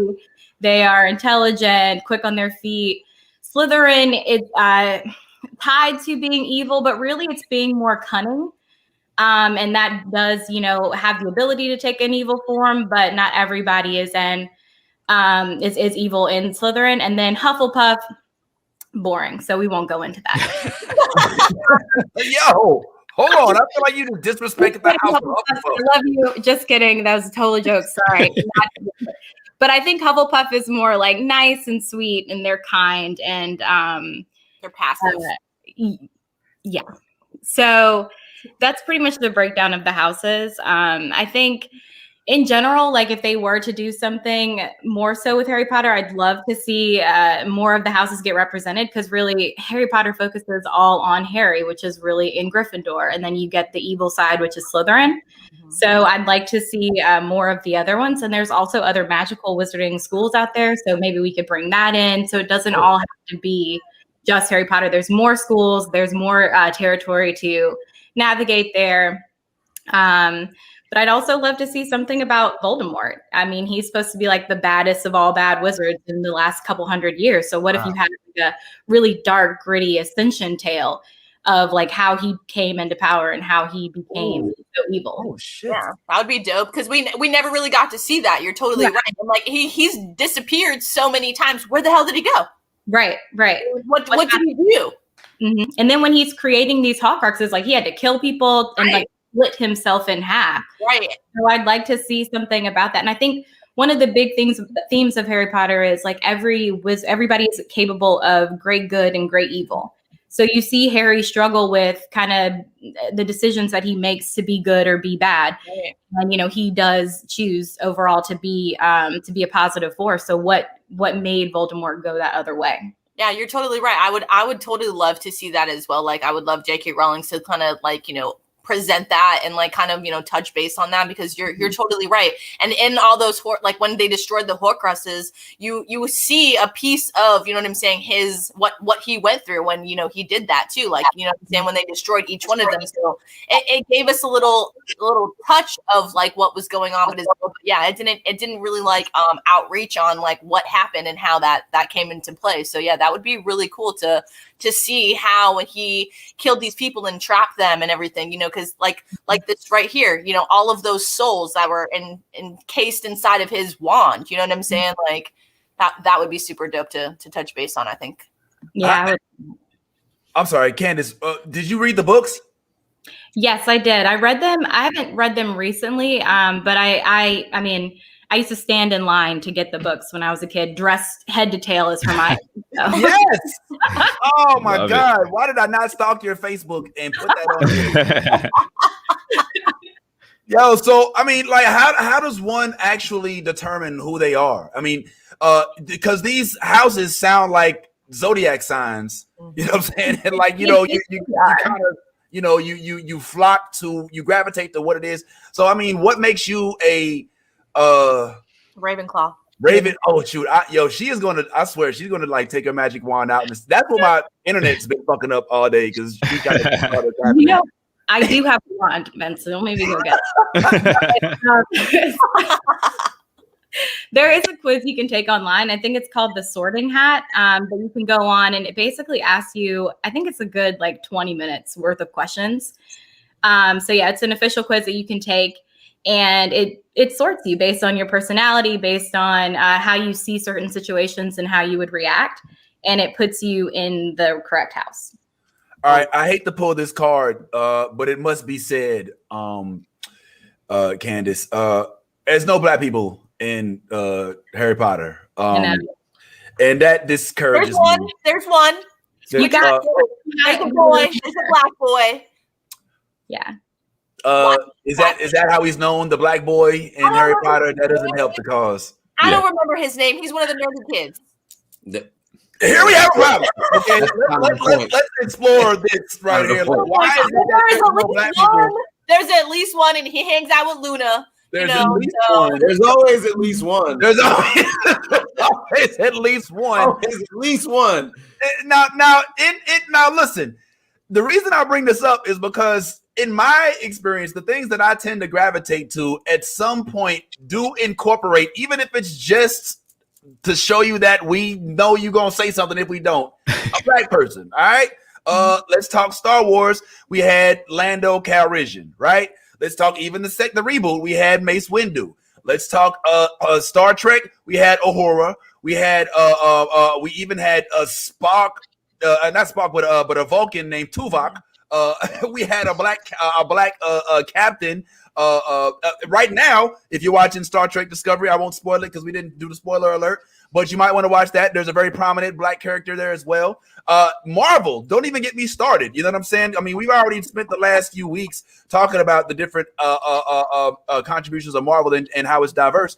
So I want to say concerned. I'm curious as to the attraction. Like, what brings you to be so into the Harry Potter universe, and what would bring one outside? I mean, Tyrone, maybe you could shed some light on this as well. You know, you being a Dumbledore, or what house are you? What house do you belong to? I don't know.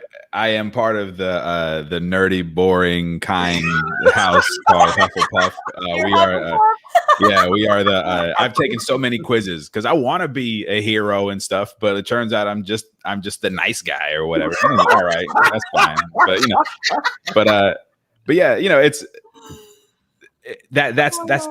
I liked it. I liked doing it. I like that it was consistent. I feel like it shows kind of just how much they go into their world building, and I think that's part of the allure of Harry Potter is that it creates such a fantastical world that has so many possibilities, and it does leave out in the main Harry Potter series there is a lack of diversity.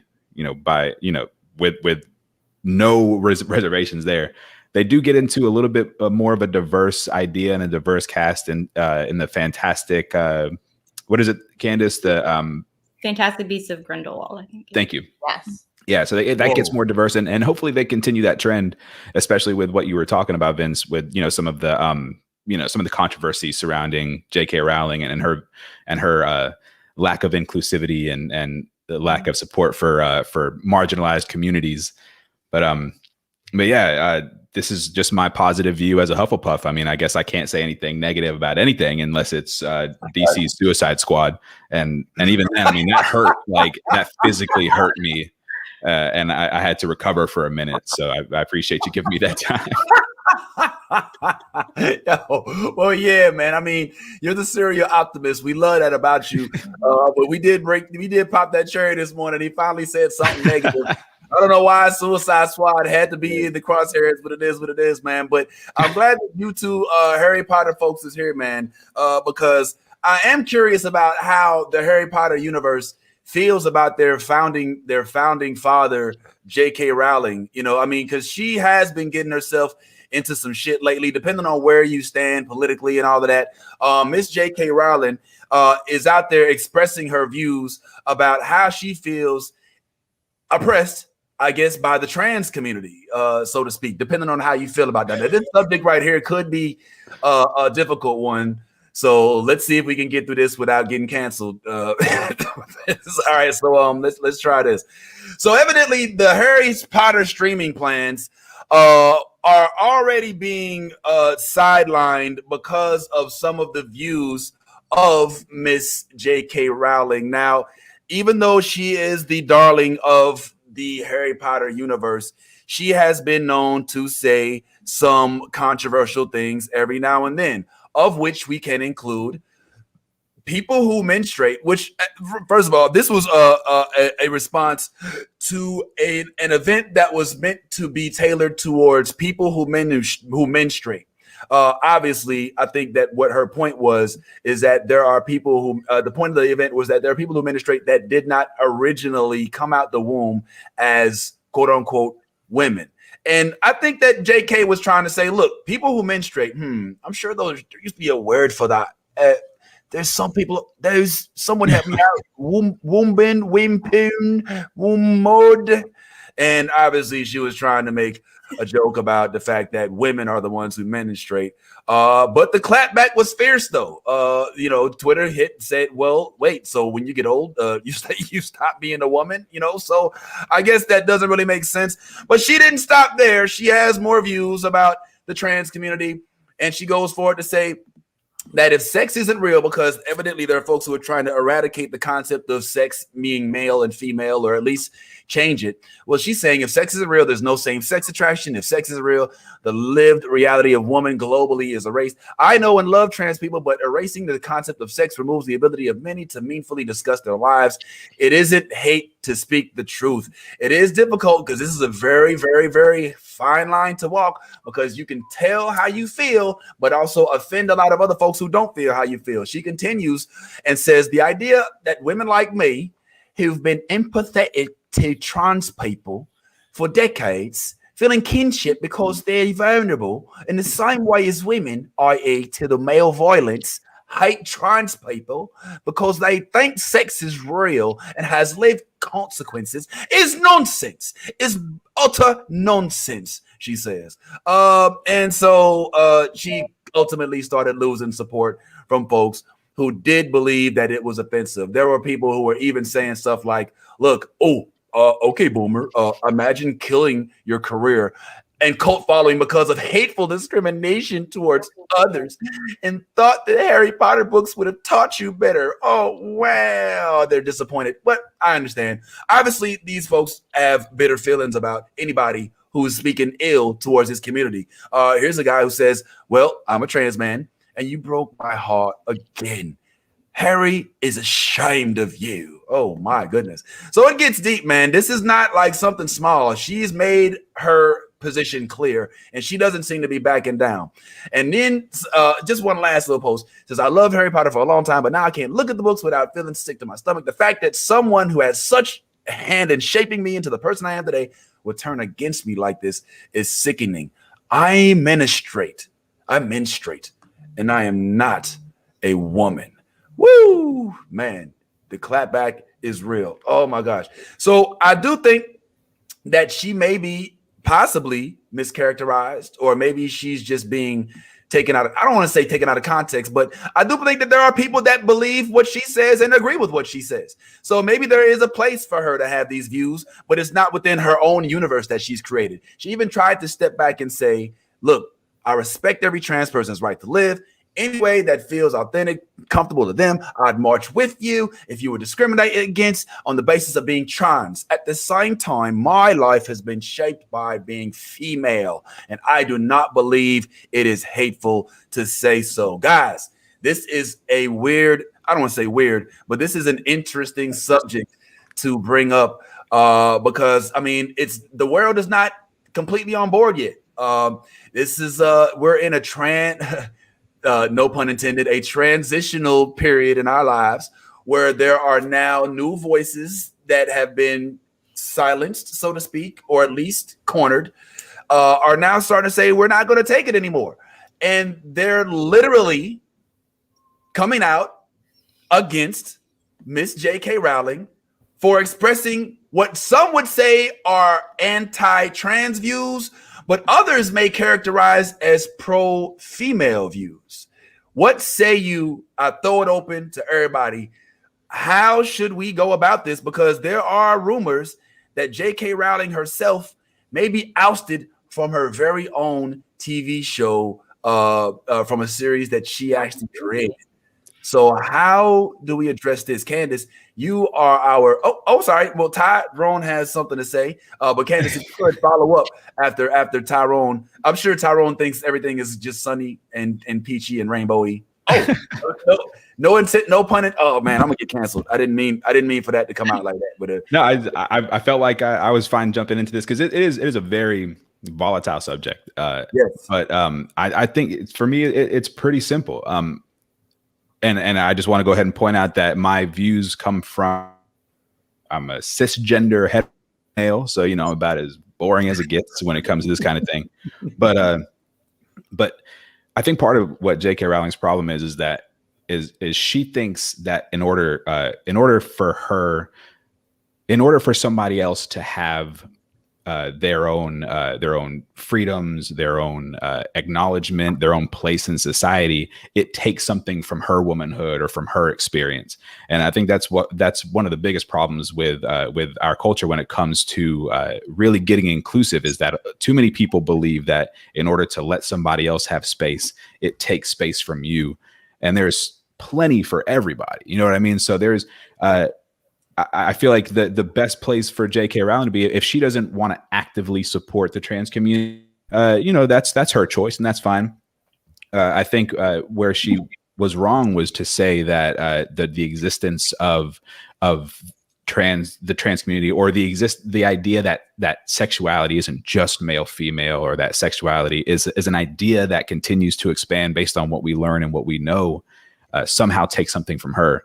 And I get why the trans community would be would feel betrayed by that, especially because a lot of, how nerd culture is. We all feel it in nerd culture, where we look to these kind of things as a way to find a place, for us, and we find acceptance, we find community where there is not a community in regular everyday life for us. So when a lot of people who maybe felt misunderstood in their lives grabbed on to Harry Potter, and they were like, wow, I feel seen by this universe, or I feel like there might be a spot for me in life because I see this, all of a sudden, maybe there are a bunch of trans Harry Potter fans that, heard her speak about their life experience and just felt betrayed by that. So I think, whether or not she should be removed from the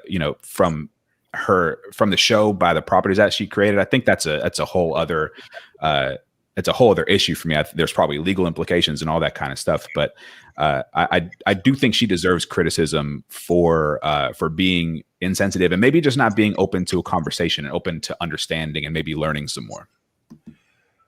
Candace, how do you feel about your queen? I mean, can you all move forward without JK at the helm, man? I mean, I don't even know if that's possible. I definitely think it's possible, just because Harry Potter is such a large world now that I think, she's created the basis that I think now you can take it and create something else from it. I absolutely agree with Tyrone. I think this is a circumstance where she needs to learn better so she can do better. And there's enough space for everyone. And I feel like it's again, to Tyrone's point, she's feeling like something's being taken away from her womanhood when, again, I think if she would just educate herself and take time to kind of be quiet, sit down and learn about what you're saying and the entire group of people that you're kind of ostracizing from this world that you created that has helped so many people like myself in times just with the overall theme. So I think she needs to learn. Talim, I'm really interested in your stance on this, man.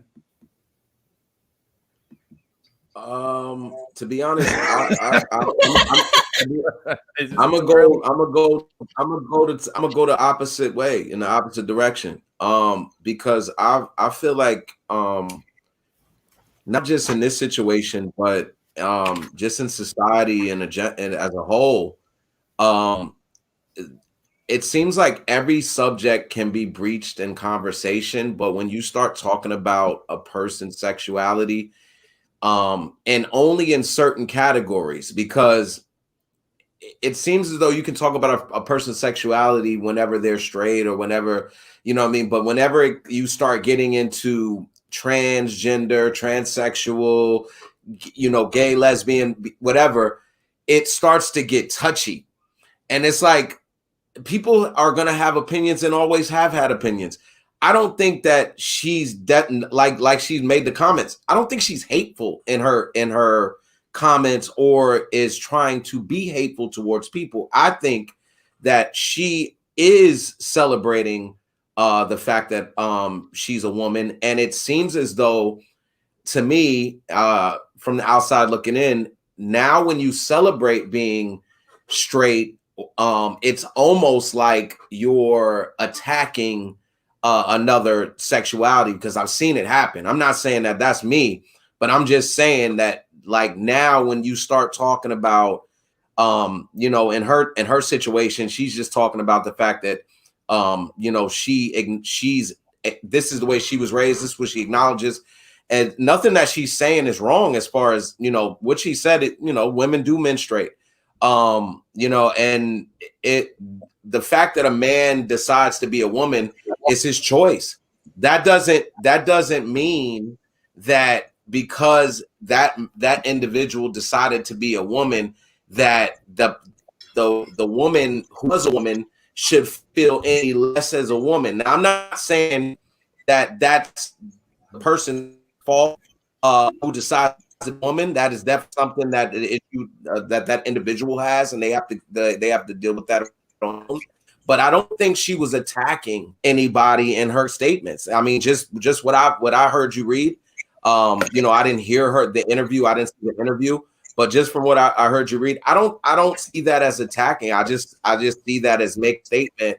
But because it's such a touchy situation, and because the the LGBTQ, I got it right that time. What else? I'm probably missing something. Nailed plus. it. But I mean, that community, they are always on defense mode. I'm just going to be honest. They are always on defense mode, always looking for a comment, anything to be like, oh, they're attacking us. They're attacking us. Yo. And I just feel like I that's what I feel like. That's me. Yo, I don't know if that's can you hear me? Yes. Yeah, we got you. Yeah. What say you, Candace, to Ty's views? Now, granted, Ty's a little old school. You know, I don't think that he's, you know, been brought into the progressive movement, so to speak. So, I mean, like, he is from, you know, the era where if you're born with a penis, you're a boy. And even if you change that, you were a boy. You know, if you're born with a, you know, I don't think you got to go that far, Vince, to preface all of that. Things are it's not that serious. I'm not open to understand it, but what I'm telling you is, like you're doing right now, you're literally attacking me in a way with the way you're talking right now, because you're making it to seem as though I'm not attacking you. Calm down. It the way you're prefacing, because when everybody else said their statement, that you didn't say anything, and then when I say you laughed, and then you made it seem as though what I'm saying is absolutely positively wrong. Left say I'm old school. I don't know. I'm just saying that the fact of the matter is, nowadays, people who who speak facts, which the fact is, you're right. Men are born with penises. Women are born with. There's nothing opinionated about that. That's a fact. But because I say that, I'm not progressive, and I don't understand that there are people who identify differently or whatever. That's what I have a problem with, is that type of attack when somebody's just saying a fact. It's nothing wrong with what she said. That she's right. They're like women menstruate. What's wrong with that? But it's always taken as a shot or an attack to that community if it doesn't fall into that way of thinking or whatever it is, the subject matter, whatever it is at that point. And that's all I'm saying. I do want to jump in and just say, just for the sake of science, because it's not necessarily a fact that every person born with a penis is a man, every woman born with, or every person born with a vagina is a woman.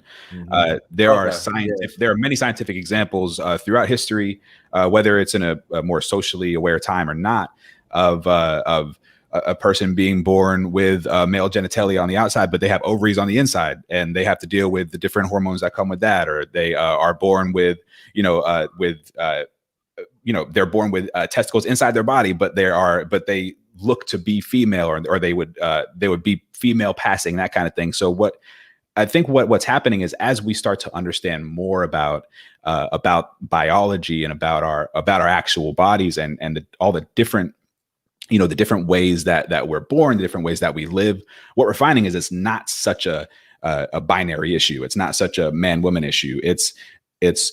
We have kind of what's kind of statistically more the norm, to use a word that can sometimes be a little bit offensive, but it's more the statistical norm of here's a person who was born with a penis, who has all the reproductive organs of a man, who identifies as a man. That is the typical way of being. But there are plenty of examples of it being otherwise. And I think it's what's happening is because we're starting to learn, and because a lot of us are coming from an era where we didn't understand a lot of it. So we're coming from a place where here's the right way, but now we're learning more as we go.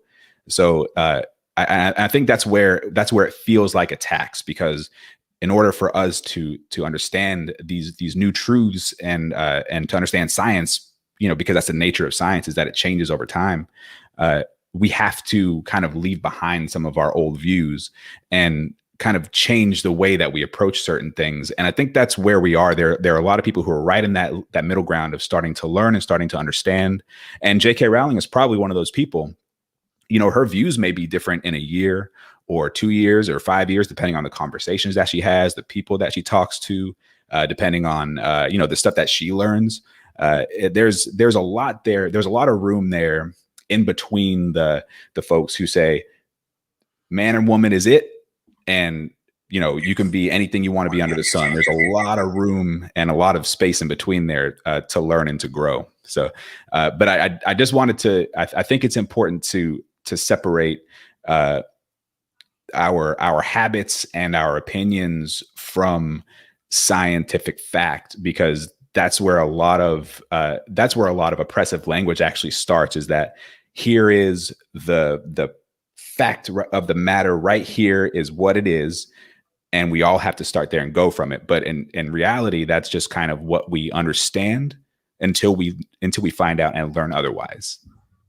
Well, scientifically speaking, those instances that you're talking about are called genetic abnormalities. So they're not necessarily what scientists would consider to be a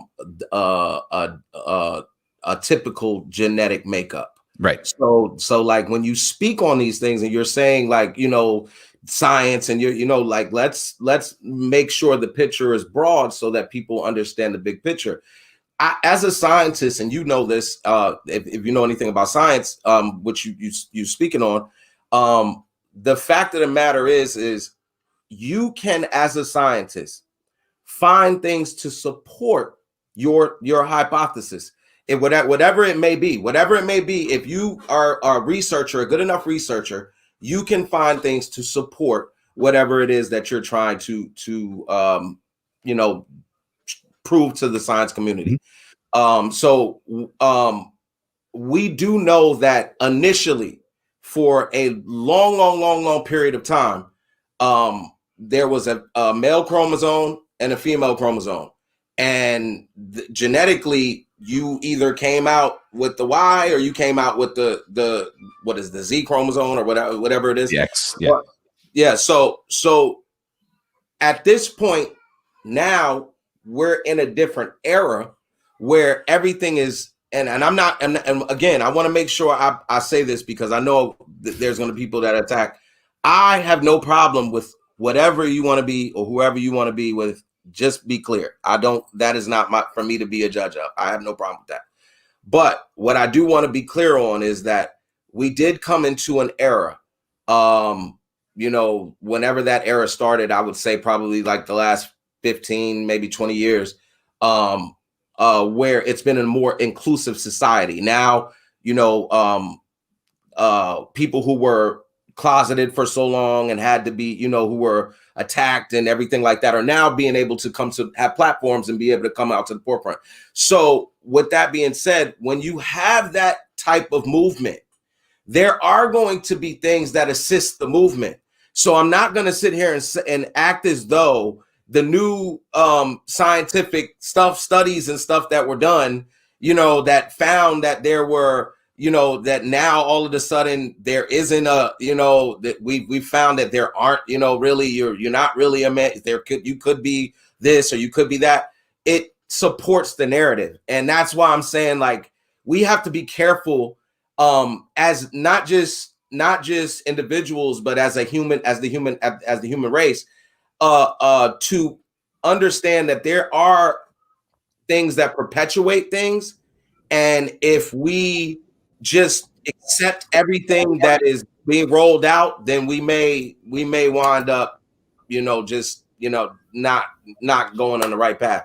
So I don't know how to explain that any better than what I said. So go ahead and jump on me, man. Well, you know, and the thing is, I definitely I understand what you're saying from an argumentative point of view. Like what you're saying makes sense. And a lot of it is philosophy, a lot of it is feeling, a lot of it is experience, and you know, and where, like, your life experience. But one of the reasons why I just wanted to interject in that first place was because the science like argument is often used to say, no, a man is a man and a woman is a woman. And when I was bringing that up, it wasn't necessarily because there's there are a few examples here or there, but there's a lot of real good science that is showing that our understanding of even our chromosomal understanding of the idea that, if you have the Y chromosome, then that's what makes you a man. If you do not have the Y chromosome, that's what, you're a woman. Even that's starting to be it's starting to be understood even greater. I mean, we're not very far removed from the first genetic sequencing, so we're still learning so much about our humanity and our biology. So there's real science out there that at least opens up the possibility that maybe it's not what we thought it was, or that allows for a better understanding of the possibilities that are out there. Now, I think, me personally, like, my personal belief is none of that threatens my sexuality or my manhood. Like, nobody living any other lifestyle can make me live a lifestyle that is not something that I choose to live or do live, whether it's my choice or not.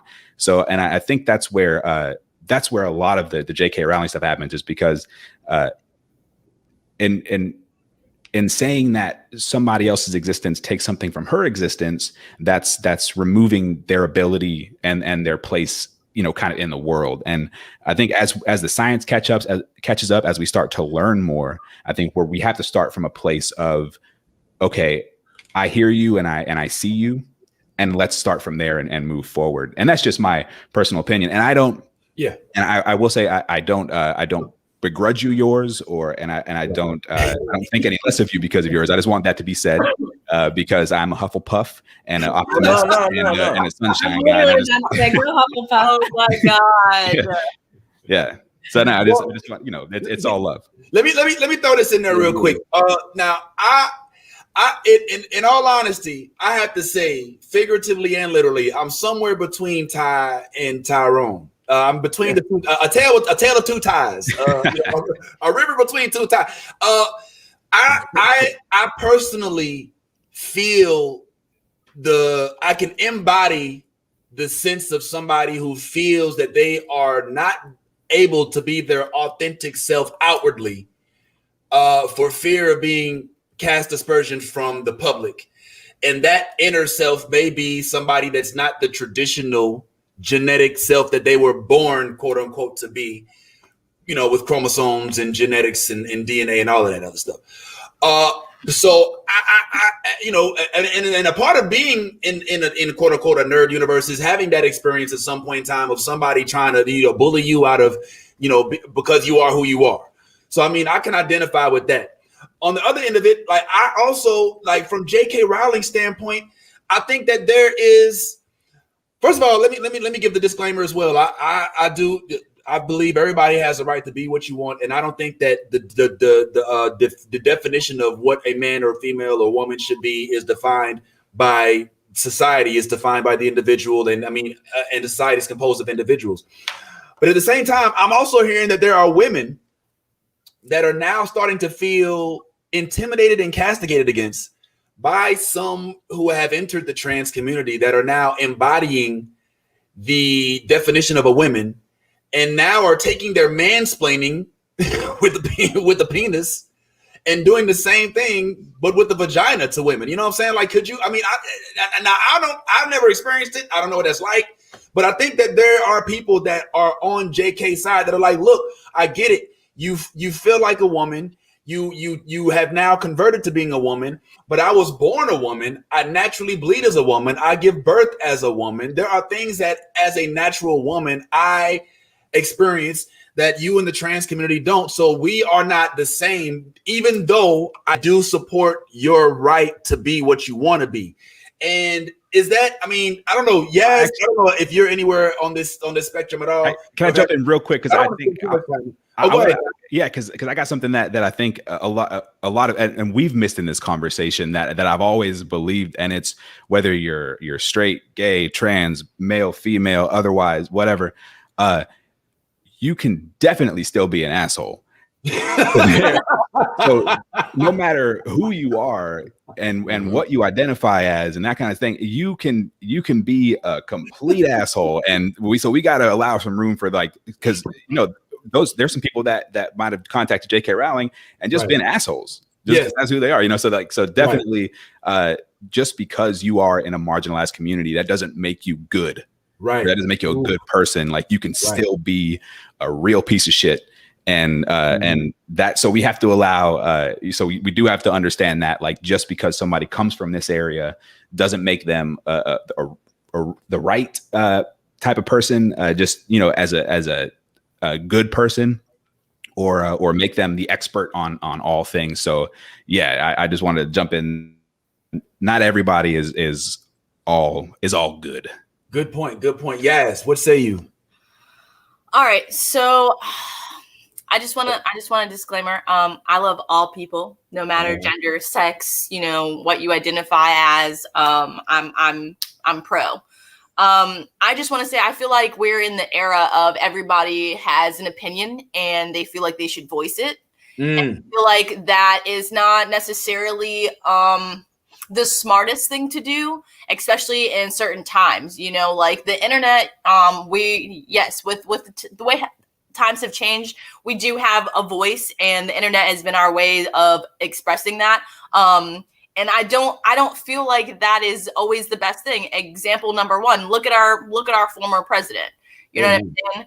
So it's just like, you can have your opinions and stuff like that, but it's not always right to voice them in the way that you think is right to voice them. You know what I'm saying? Right. Like with Cara Dune, like, it's just certain things, you just, like, you have to approach them in a way that makes, even though you're not, you know what I'm saying, you have to appear in a way that you are semi open-minded, because we live in a world today where, like you guys said, like, people are evolving. That is where we're at. We are evolving as people, as community, as, a world. We are evolving. And that may not mean that, we are going to only be women and men. It may be that we are women who are women that become men, or vice versa, men that become women. That doesn't make us any less. We are still all human beings. So people have to understand that at the end of the day, I don't put my pants on any differently the way that you do. So with that being said, I just feel like, nobody is right or wrong in this situation, but at the same time, like, there's a time and a place to say certain things, and she just chose the wrong time and place to voice her opinion on certain things, especially being that, yes, she is in a community where us nerds are all different, and we all are, we are unified in this one thing that we love, and that's the fantasy of what could be. And the fact that she's completely just, I don't know, like, she's basically saying, like you guys were stating, like, they're non-existent. She feels that way because they weren't created that way. Like, I get her feelings, but in actual reality, this world is evolving, and if we can evolve with it, then why the hell are you creating magical shit? Oh, whoa, damn, deep. Okay, Yas Luther King. I see you up there. That's just how I feel about it. You know what I'm saying? Like, at the end of the day, like, we all have opinion, and I feel like, there's a right and wrong place to voice that, and you need to do it properly now. And there's been more than enough examples in today's society that has shown that. And especially if you're a top tier person in Hollywood, you need to watch what you say. Look at Kevin Hart. Okay, Kevin Hart's career and his life took a giant dive because of what? Because of bullshit, because of bad publicity. And it's just like, you have to understand, people are going to talk. That's what we do. Look at going back to our last episode, the Bridgertons. If you've been watching that, what is that show based off of? Gossip. Society's gossip. It has not changed. It has not changed. We just have news. We just have the internet now. We have more ways to bash people and to make them, completely ruin themselves in an instant. People just have to understand that. In 2 seconds, your entire life can change by what you say. Whoa, yo. I didn't know Yas was so deep. Yas is like completely exposed. By the way, wait, before we leave though, I did take the test while we were all talking and everything. All right, just so you know, official nerd, had to see what I was. Okay, by the way, it says I'm exactly like Harry Potter. Okay. What? Exactly. Listen to what this thing says. It says, like Harry Potter himself, your allegiance definitely lies with Gryffindor, but Slytherin may be a better fit for you than you originally think. It says your passions for adventure, excitement, and new experiences mean Gryffindor is the perfect place for you. You are fiercely loyal to your closest friends and sometimes even to a fault.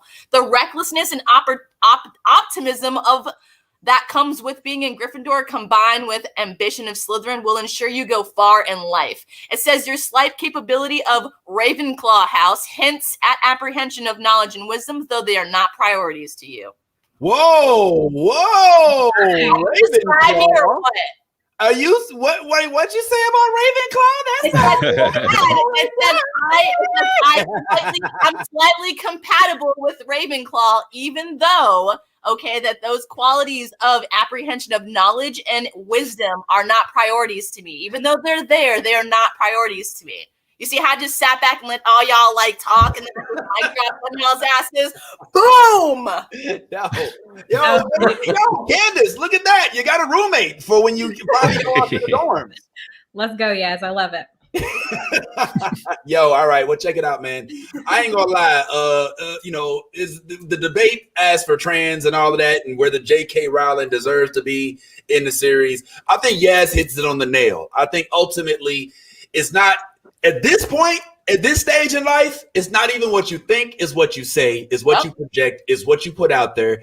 J.K. could have had these feelings, and nobody would have known about it. Nobody would have cared about it. Nobody would have said nothing about it. But she felt the need to put it out there. You know what I'm saying? And as a result of her putting it out there, we're now talking about it. So sometimes it's best to just shut your damn mouth. Just keep talking like I don't need to know what you did Saturday night, okay? No. I don't need to know about it, okay? I don't need to know it was a great girls' night at the house, drinking wine. I don't need to know. I don't care.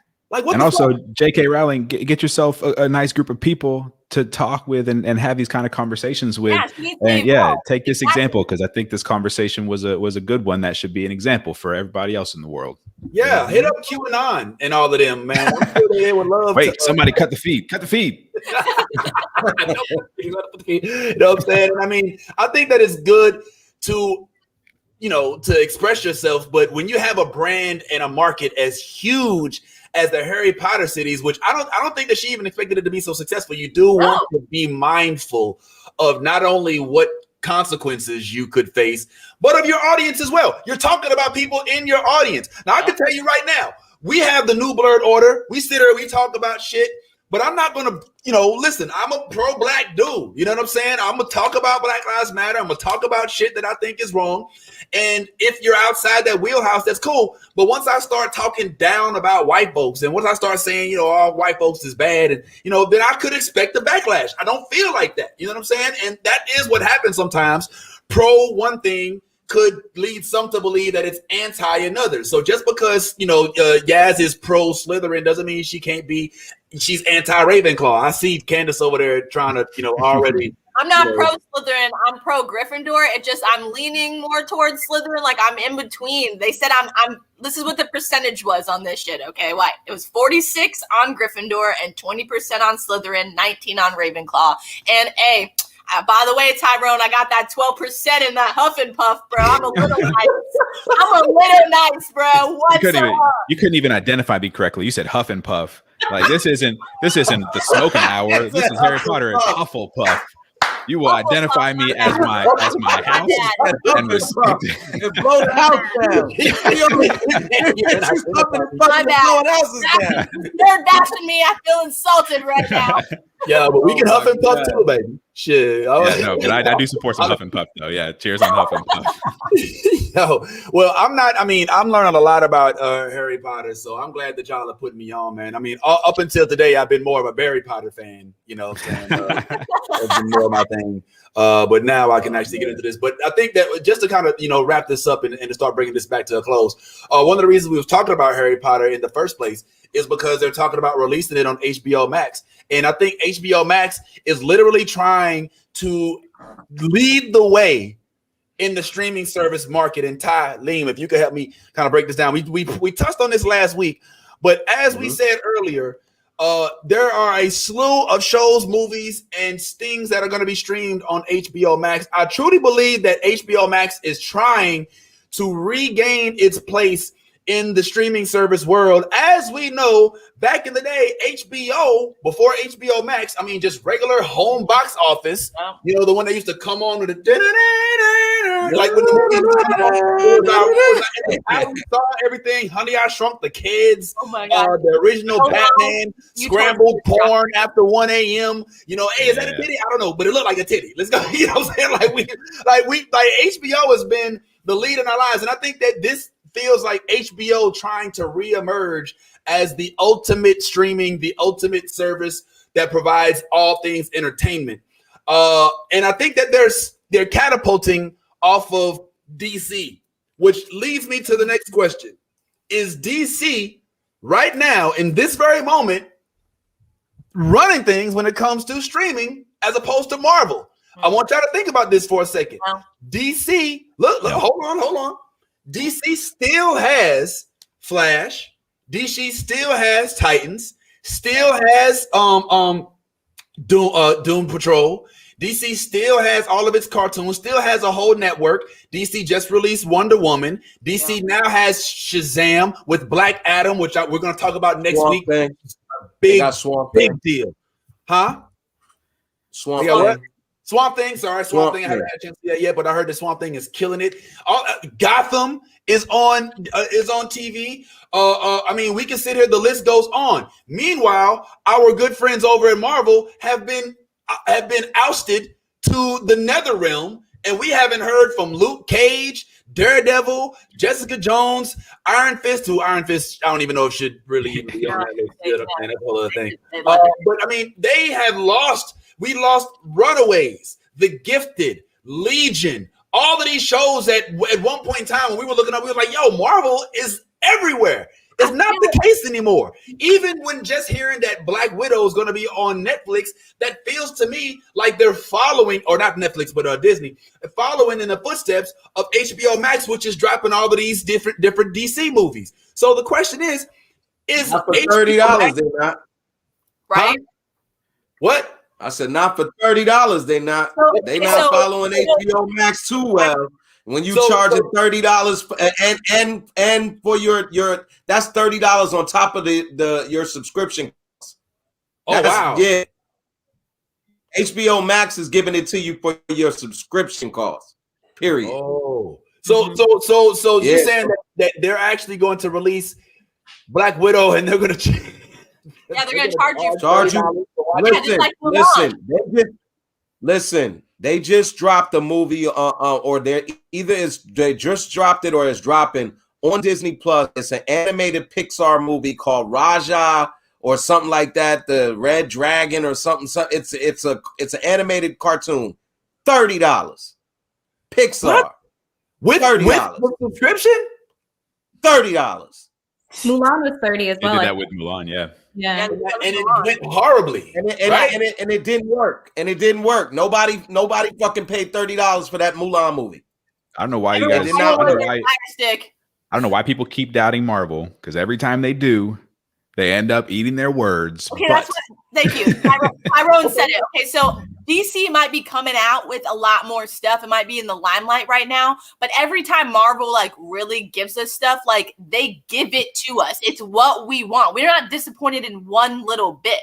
You know what I'm saying? So that's what I feel like. I feel like Marvel knows what they're gonna make money in, and they weigh out their options. Okay, like with the whole Jessica Jones, with the Luke Cage, with the Iron Fist, they're like, this is only gonna go but so far, and then we're done. And like we're done because it's wasting money. It's not like they're trying to keep doing like a Back to the Future sequel. You know what I'm saying? It's not. It doesn't have that ability for that.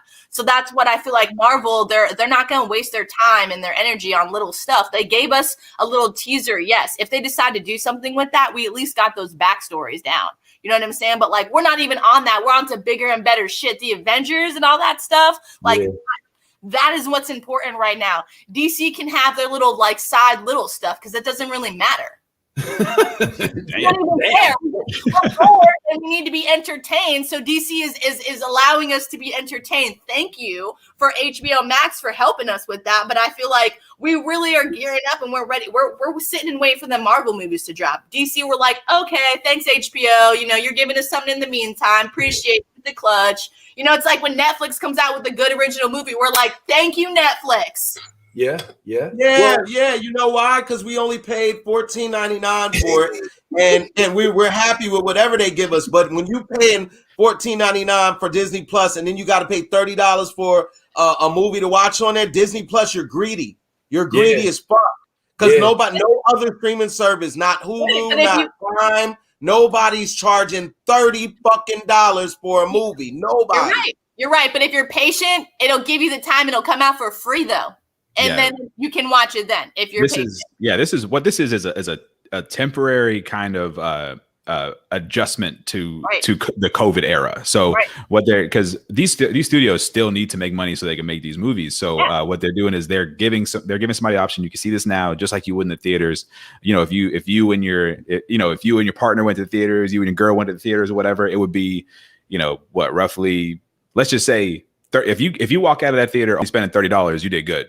You're a good budgeter, and you can buy some GameStop stock. Like, congratulations! But like, and I think that's what they're doing. They're saying here for the price of a movie ticket or a couple movie tickets, you can get this thing on the release day and that sort of thing. But Yas is right. If you want to wait until it's just free on the streaming services, you can, and you know you will get to see. Like, I haven't seen Mulan. Or I hadn't seen Mulan until after it became free on Disney. December 4th when it became free, exactly. Yeah. So we still have the option, but they're still trying to make their money in the COVID era, and I think that's and I don't think this is going to continue to be the case. I think once we get to a place where going to the theater presents no risk other than what it used to, which is sticking your hand in some nasty sticky stuff that you don't want to think about. Like once that's the only risk, then we won't be in the situation. They won't be releasing stuff on Disney Plus and HBO. It'll be back to the good old days of billion-dollar weekends of Marvel movies. Top, me and Vince had this same conversation, and I don't know. I don't necessarily agree with you there because I feel like if this becomes big, like say for instance, Black Widow does humongous numbers on stream, like unheard of numbers because everybody's home and they just say bump it. I can't go to the movie, and this is Black Widow. We've been waiting for fucking 2 years for it. You know what I'm saying? Like $30, fuck it. Like you said, if me and my girlfriend had to go out, spend $30 anyway. Fuck it, I'll spend it. Yeah. If those numbers get ridiculous, you're looking at the new norm. You will be looking at the new norm. It would because everything in the world is money driven. Yeah. So if they can find a way to profit from this, you can almost book them, Dano. This is going to be the new normal. We're going to see HBOMax. We're going to see Disney Plus, and guess what? We're going to see Netflix. Netflix is going to say, okay, well, shit, we've been giving y'all all this good shit for free. No more. Like, yo, we're going to start charging y'all for some of our Netflix originals. Well, and you know what? And that you could possibly be right. And in that moment, when that happens, I will look back and I will, wherever you are in that moment, I'll email you, text you, whatever, and I'll be like, you know what, that Ty home theater, that was the way to go. I should have invested early on. I should have got in on the ground. Buy stock now. Buy stock now while it's low. Stock now. Hey, don't get me wrong, man. I do enjoy watching a good old movie at the crib like The Next Man, but the blockbusters, man, I could not have seen Black Panther in my house and had the same effect. I could not have seen Endgame and Infinity War. I want to look over here and then have to look over here to see where Captain America threw his shield. You know what I'm saying? I don't want to like just be seeing it in one place. But at the same time, I get where you're coming from. I do think though that DC is on to something, because like you said, Ty, why are they charging $30?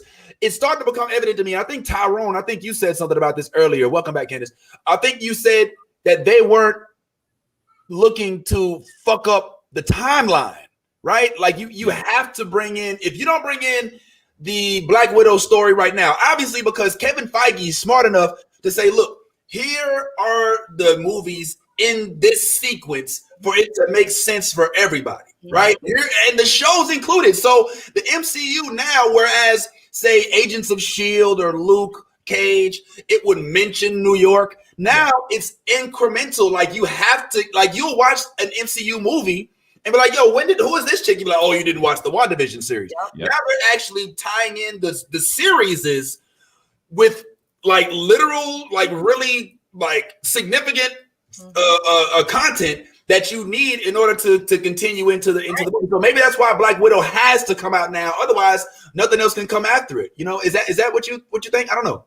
Well, and I think they were also waiting to see how WandaVision would be received, to see if it was feasible to move forward in that way, or if they had to continue to delay. I think once WandaVision premiered and did so successfully to a lot of critical acclaim, and only a few complaints about the black and white.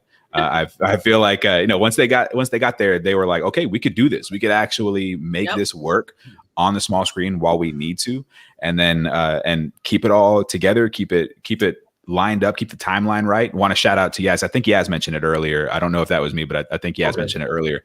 But yeah, that's exactly what they did. I think with the success of WandaVision, they now can say, okay, we don't have to hold back anymore. Like we can start to get our viewers back in this fight, get our viewers back in this timeline, and really have some fun. So yeah, I think that the timeline has a lot to do with the fact that they're going to be releasing Black Widow,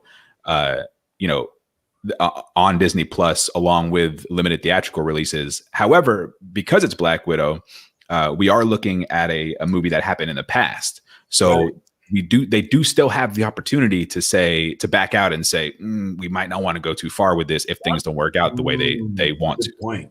Yeah, they're dipping their toes in and testing the water with WandaVision, and we have people like Ty that was like, this is trash with this black and white, you know what I'm saying? And then we have people like Candace over here, where she's watching, she's like, I liked it, it was really cool. It's a good Candace impression. I like the twist on it, you know what I mean? And me and Tyrone the Optimist with it, you know what I'm saying? Like everything's great. I got a little inside information. So the reason that it was the reason it was delayed had absolutely nothing to do with WandaVision or anything else. The reason that Black Widow was actually delayed is because Scarlett Johansson has a clause in her contract that said that the movie could not be. They had like some writing in there that said the movie couldn't be released unless it was released in theaters. And that is why the movie got delayed. But I guess Disney Plus stepped in and was like, hey, we'll give you a couple of, we'll give you a little extra money or whatever. And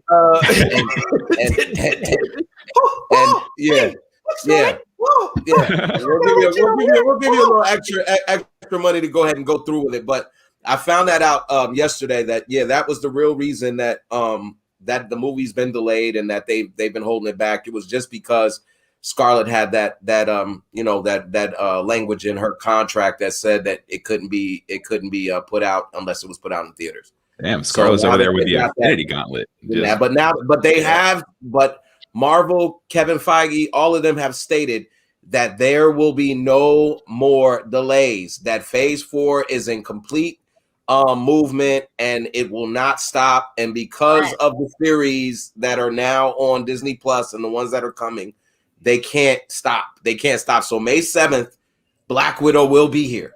Period. Yo, that Ready. is exciting and nerve-wracking at the same time, because it's like you can already see the headlines like Black Widow tanks.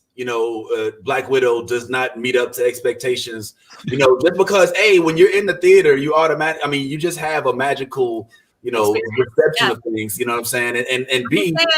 Listen, if we all are close in the same state, I'm just saying I'm gonna look into renting out this theater, and we're gonna have a little show party.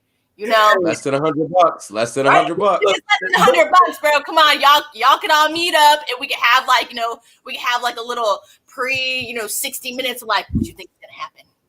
Hey, look, we can get our sword issue beehive suits. Yeah, we can do that. I'll be wearing the same dashiki I wore to Black Panther. Hell yeah. But don't let Ty fool you, Jazz. I don't think this $100. I think that was an abandoned healthcare building. I'm not making this up, bro. I'm not making this up, man. I promise you. I got the hookup in the Cobb Theater over here in Daytona. I got the hookup, so I'm Yo, look, hey, if you can make it pop and COVID is half off instead of being 100% free like it is now, then yeah, maybe we can make an event out of it. I'm down, Hey, if I'm looking into it for sure. I got a couple months. I'm looking into it. Man, we can social distance. We can social Live distance. stream. All around. Yeah, we could. Hey, I was thinking that too, Ty. I was thinking that too. We could live stream. We could live stream from the theater. There you go. Yeah, from separate theaters. I'll be in my home theater. Exactly. I'm just playing. But we could do a watch party for Black Widow if y'all want, man. We could do something like that, man. Oh, we could. But Disney Plus has a watch party now. We could watch it on. Literally, we could all watch it on your ticket. You could pay the $30 and we could all watch it. There we go. All right, well, sounds like a plan. Right, so one of your shares of GameStop. Vince is gonna be the $30 ticket buyer, and So since we're going that way, let me go ahead and just throw this up there real quick for my Cash App. Everybody can go ahead and contribute to the movie. We won't be watching it on my dime, but we will be throwing money in the bucket. Hallelujah! Nah, just playing. Well, check this out. I do think that DC is onto something. I do hope that Black Widow does well. I have a bad feeling that this decision is not going to end up well for Marvel. I hate to say it, but I think Marvel will regret doing this. But I think that if I know Marvel, as smart and as intelligent as their marketing teams are, they have already accepted the failure in advance and have already looked past it. But that means I have a good feeling. Just want to let you know. I don't know if you figured that, but I have a good feeling about it. Yo, Ty is the main character from the Lego movie. Everything is awesome. That's my theme song. I like it. Let's do it. That's what I'm gonna put that on there. When we introduce Ty, it's gonna have the background music. Everything is awesome. When you make the mug, yes, put Tyrone's face and put underneath it. We're gonna have to make you a Lego. Do a Lego movie. Just make sure you got a lot of black for the eyebrows. Hair and the beard. Don't worry, I got you. You gotta represent these eyebrows. Like there's got to be plenty of room on the forehead. Just make sure you. Tyrone is like half DeBarge, half Homeland villain. I think that DC is going to benefit off of HBO's quest to become number one in streaming again. I do think that HBO is getting this title now of the place that they revive old shows. You know what I'm saying? Yeah. Or revive old concepts. Like, they're bringing back, look, we got Tom and Jerry. We got Matrix 4, which if Matrix is released on HBOMax, I will shit on this goddamn podcast dead ass, because that's disrespectful to Neo and Morpheus. I'm just gonna say, we ain't even gonna talk about that because I'm just gonna leave it there. Wonder Woman, all of these shows that they're bringing back. If HBO is the comeback kid of series, then why don't they go ahead and bring back some other series? Why not bring back Alf? You know what I'm saying? Let's go ahead and have Alf recast. You know what I'm saying? Let's bring back something I want to see. I would HBOMax, if you're listening, can we get the Cleveland show back? Yo, like what's going on? You know what I'm saying? Can I get my man Cleveland? My name is Cleveland Brown. We'll see. I mean, shoot, bro. There's so many dope shows that y'all can revive. Can we get Huey back? Can we get back? It's already there. They got it. You know what They I'm got saying? it. Reviving shit. You know what I'm saying? What's happening? Got it. Can I get my homeboys in outer space back? Oh shit! Nah, all right. To throw you off a little bit. But yo, man, if y'all are gonna bring back the shit, then can we get another stink meter? What's good? What's up with a slick back, bro? I mean, can we get on the same page, HBO? I mean, since you are reviving all these shows, you're the defibrillator of streaming services. What's up, man? I'm just gonna throw this out there before we go.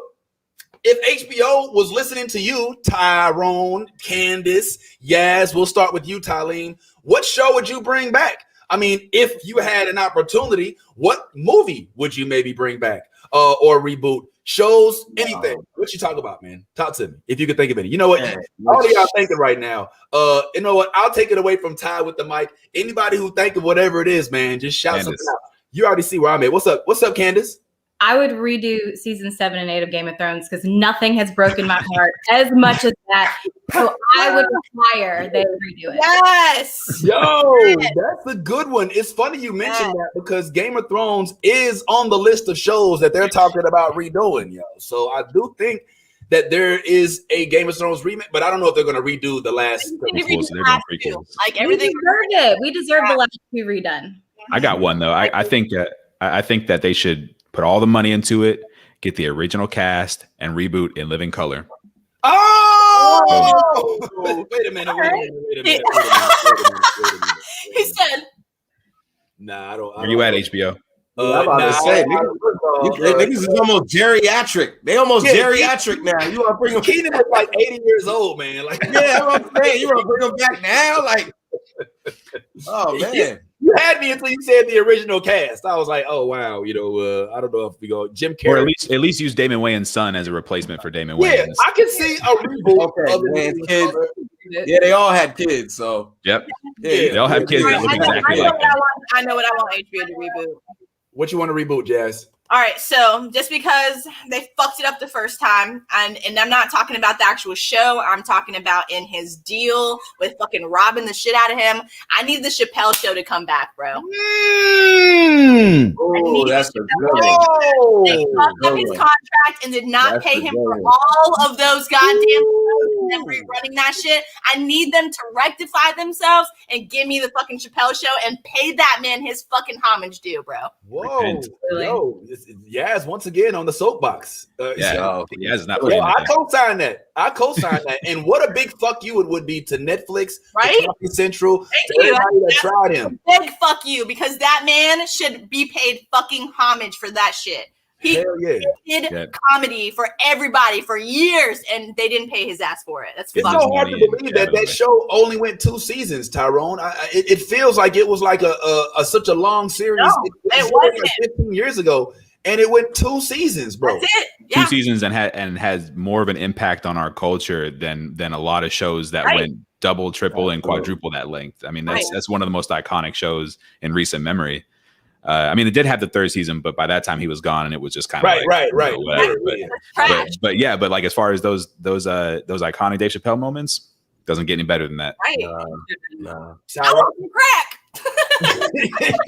Y'all didn't know that. Marvel shit. Yeah, my name was actually Ricardo before Tyrone Biggums came out, and then they switched my name to Tyrone after Tyrone Biggums. So. No, I'm totally kidding. No, I'm bullshit. I was about to change your name on for real. Yo, Tylee, man, you got anything, man? What's up, man? Yo, I'm gonna say, since we're talking to HBO, let me bring back 2 of the biggest shows, the most educational shows that HBO has ever had. Let's bring back Taxi Cab Confessions and Real Sex. We gotta have Taxi Cab Confessions and Real Sex. Yo, HBO, y'all sleeping. That was huge.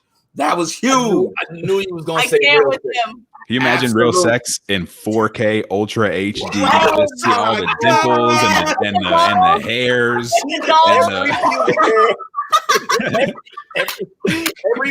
Every rash. Yep. Everything. Hey, boys and girls, we're gonna talk about diseases. Yeah, like please don't. I would yo. The funny thing about that would be to like you sit there and go from I don't know, watching the Wonder Woman old series, and right next to it is a big thing of dick and balls. Real sex. And I think that real sex could be revamped. I don't think real sex. Absolutely. I think that culture. But like I was telling you, we was talking on the phone about this. Real sex to me back in the day was porn. Like now, looking at it, dolls, she was getting it with the dolls, bro, for sure. Yeah. Well, I mean, whoa. Think about it. Real sex was your first introduction into weird stuff. Yep. Yeah. Like which would have been typically like that would have been considered weird. It would have been considered weird now, but it was definitely considered weird then. Taboo. But it was educational in the fact that it showed you that it wasn't all just based on. Well, I mean, it was real sex, but it was like more of a cultural thing. Yeah, so you would have stuff over in France, you'd be over in China, you'd find out about tantric sex. Like you know what I mean? Like who would have known that just hovering your hand over somebody's body could get them, to go off. Like I don't know, you probably didn't see that episode, but free time. Yeah. Like I just picture like a teenage Ty just sitting there taking notes on real sex. Just like, Absolutely took notes. Yes, sir. Proud of it. That was his diary. That was his Bible.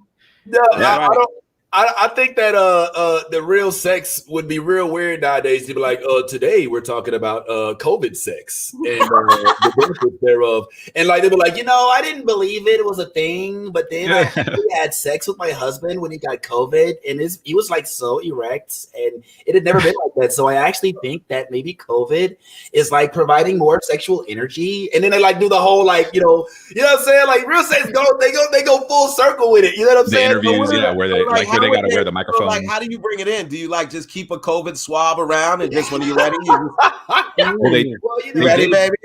No, they did drop a new COVID test last week that is an anal swab, so we can just get that right into real sex. That's a segue right there. You just that was like serious. That's like really for real. This time I'm not joking. I'm dead serious. There's a new COVID test that it's gonna be anal fucking swabbing themselves to see if they got COVID, bro. Yeah, I love it. People going up there for the anal swab and know they don't have COVID.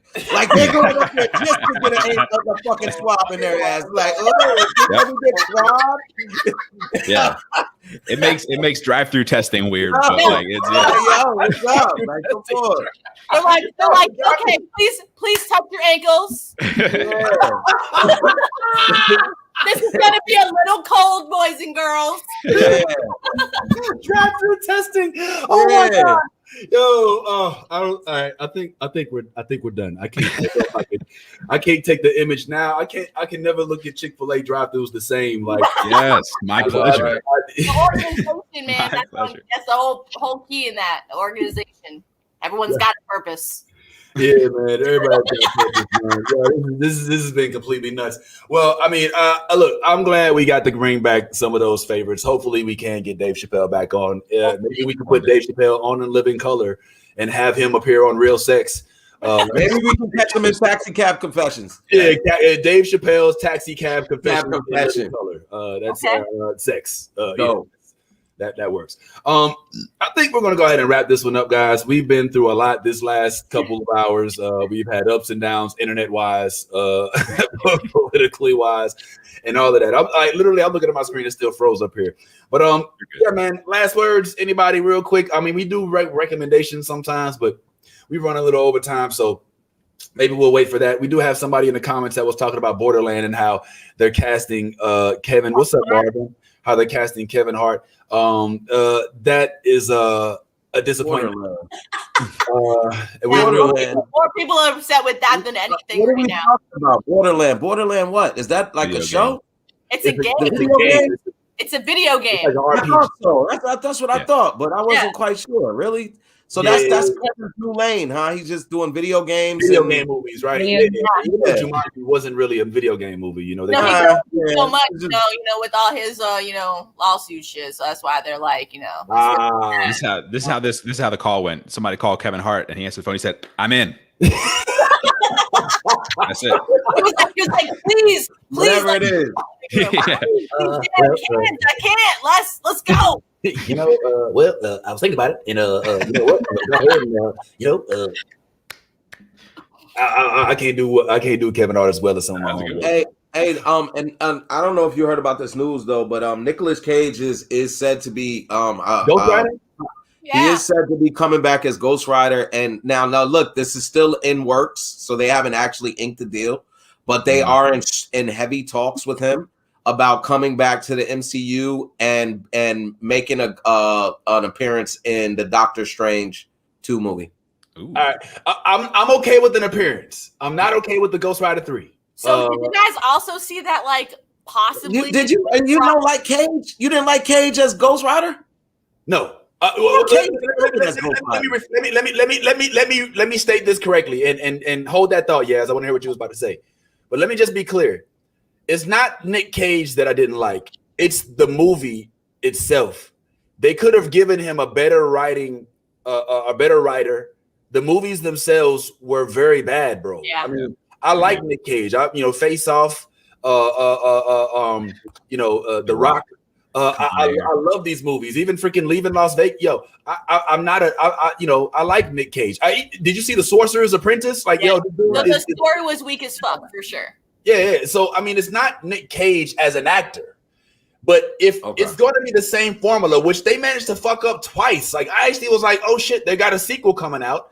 Maybe this one will be better. And I thought they were going to bring in Braveheart, Dark Knight. Oh shoot! Wait, who's the one that comes from? Yeah, it was. What's his name? Who was the villain? I thought the original Ghost Rider wasn't that bad, bro. Like, I mean, like you're throwing it to the dog. You really think the first Ghost Rider was that bad? Okay, it was pretty bad. Ty, go back and rewatch it now. I'm letting you know the story is weak, bro. It's weak. Okay, I literally tried to watch it like not too long ago with my fiance Austin, and he was like, this story is dumb as fuck. He was like, the character is awesome. He's like, but they ruined it from the comic books, bro. Like they literally made Nicolas Cage look like kind of like a bitch in that movie. Like the whole relationship with his girlfriend and then chasing after her on the highway. Like, he's fucking Ghost Rider, bro. You know what I'm saying? Like, yeah, exactly. Like it's just a storyline. They left a lot of weakness in his character, and then he became kind of a badass towards the end. So that's where the problem lies. You know what I'm saying? Like, Ghost Rider is full and full a badass. They could have portrayed that story in a lot better than they did. But start to finish, it was like there was no excitement out of it all. The only excitement we got was at the ending when he like finally was like whipping it around and like killing all the the demons and stuff like that. But other than that, it wasn't like my panties are getting wet because he's such a badass. It was just like, oh, well, yeah, he has his body count in this episode. Is that really where we're going? Is that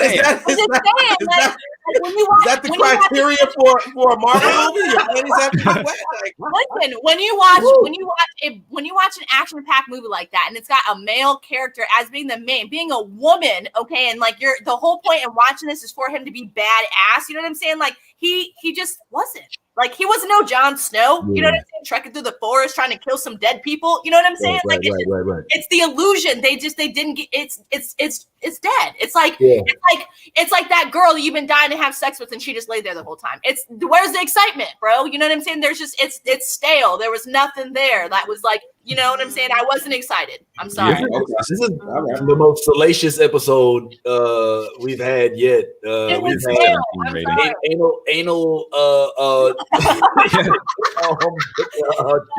COVID tests. Once real sex came up, it just went off the rails. Like we have completely become.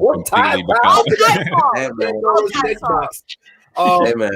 But not to belabor this too much, but I think that Ghost Rider goes in the same box of Elektra, Daredevil, those movies that we kind of just try to forget that Marvel ever made. You know what I'm saying? You know, it just didn't. It just and with such a badass like Johnny Blaze, bro. I know. It's a shame that Nick Cage's character was portrayed better in the Agents of S.H.I.E.L.D. series by Robbie Reyes.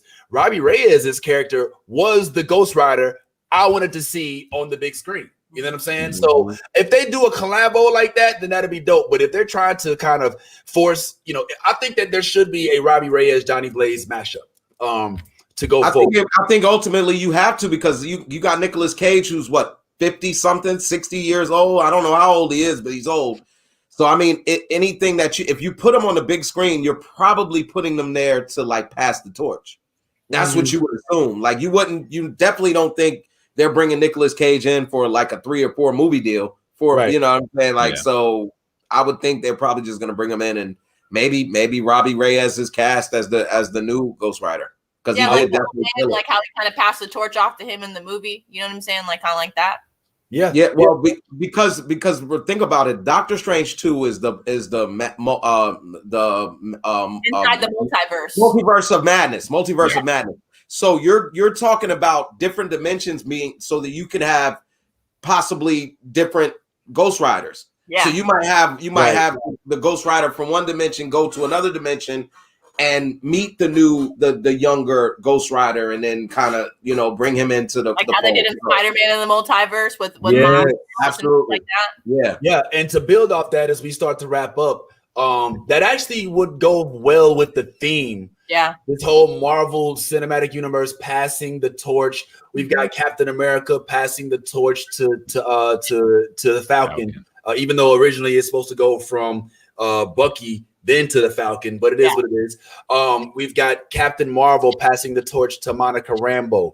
We've got the potential for, as we've been speaking about since the very beginning, a Tobey Maguire and an Andrew Garfield linking up with Tom Holland so that they can all connect in this in the Spider Universe. So there's a whole bunch of torch passing. We don't forget about with Ironheart, we got the potential for RDJ, for Robert Downey Jr. as Tony Stark to pass the torch down to Riri Williams. So there's a lot of torch passing going along. So I wonder if Pepper's gonna take over for Tony. Well, yeah. Oh my God, yo, that thing you posted, that suit. Oh, the my rescue God. armor, Like and that. That's him though. That was right. So, but not only that, but I don't think it's gonna be. I don't think that Pepper's gonna take over. I think that that his daughter was set up. Maybe to start to take that mantle. Oh yeah. It may be through. Tony's coming back. Ain't nobody taking no mantle. Tony is coming back. Tony's ego is like, well, maybe ain't nobody no better than me. Maybe his daughter somehow resurrects him or something. You know what I'm saying? Because he's got that. Tony's coming back. Tony's coming back to the MCU. We do not want to see. Come on, we don't want to see a different Iron Man. We don't. We don't. Like I said, maybe his daughter resurrects him. He's got that power source. I mean, he's human and bionic. You know what I'm saying? So, like, we don't know. This is about to be a cliffhanger. Yeah, we're gonna have to. This is a whole other 2 hours worth of banter right here, talking about Tony Stark. But yeah, I think that if we do see Tony Stark again in a role that is relevant, it will be like as a ghost, kind of like Obi-Wan Kenobi. Like he's not gonna be like he's gonna be like the voice in her ear. Use the Force, Hanukkah.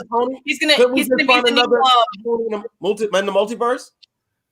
I'm telling you, life model decoys, man. Life model decoys. LMDs.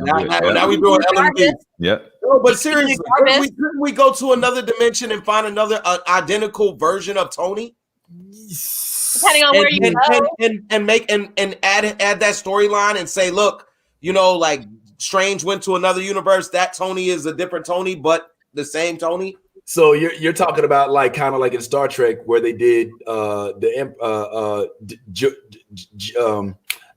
lady who was in another universe. She was a Terran, and then she gets sucked into this universe, and she's over here. I mean, I guess you see something like that.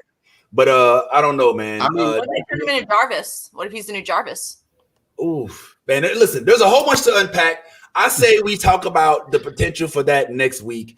In addition to a couple other things, like we haven't even gotten into the real implications of Black Widow being, because that was just broken today thanks to Ty. So good looking out for that, man. Let's talk about that and a whole bunch of other things. And next week we may or may not. This Bridgerton thing has still got me fascinated, but I'm not going to waste. I'm not going to open. Still have yet to watch it, huh? Oh, look, Candace woke up. Like, oh, Bridgerton, hold on, I belong to that house too. Absolutely. Well, real quick before we go, man, I just want to say big up to the homie Candace. Y'all, come on, help me thank Candace for joining us today. Nice, great. Thank you for educating us on all things Harry Potter. Yes, thank you for educating us on our houses. Anytime. Yes, please. We hope you'll come back and join us again. Tyleem, the ever optimist, Tyrone. Sorry. I'm about to say. I'm slithering over here, buddy. Slithering. Opposite. Like Tyleem is like the dark side of Tyrone. You know what I'm saying? That's right, man. Like, the good and bad. I'm the bad boy version. Hey, Ty, what you said? I'm the good guy. I'm the bad guy. Yes, we got a real Professor X Magneto thing going on right here. Yeah, I'm digging it. That's it. If Ty were bad, this is what he'd be. With long hair and everything.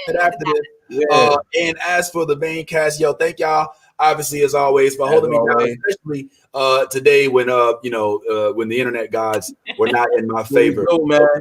Don't call us co-host for nothing. Yeah. Don't call us co-host for nothing. That won't talk about. All right, y'all, sit tight. Don't go too far. And let me just say to everybody out there who has been watching, or who may watch this in the past, or who may watch this in the future, appreciate you tuning in. Make sure you check out the clips, like, share, comment, all of that. But most importantly, be yourself amongst those others. Be you, and they'll adjust. But most importantly, please, if you can, let that geek flag fly. Fighter 2, I just really hate Zangief, only Ken and Ra. You, I find it hard to be Blanca, keep a wee ninja hanging and our uncle album banging. If you negative in energy, then stay out the vicinity of, the niggas over there. Yeah, now look at what I wear.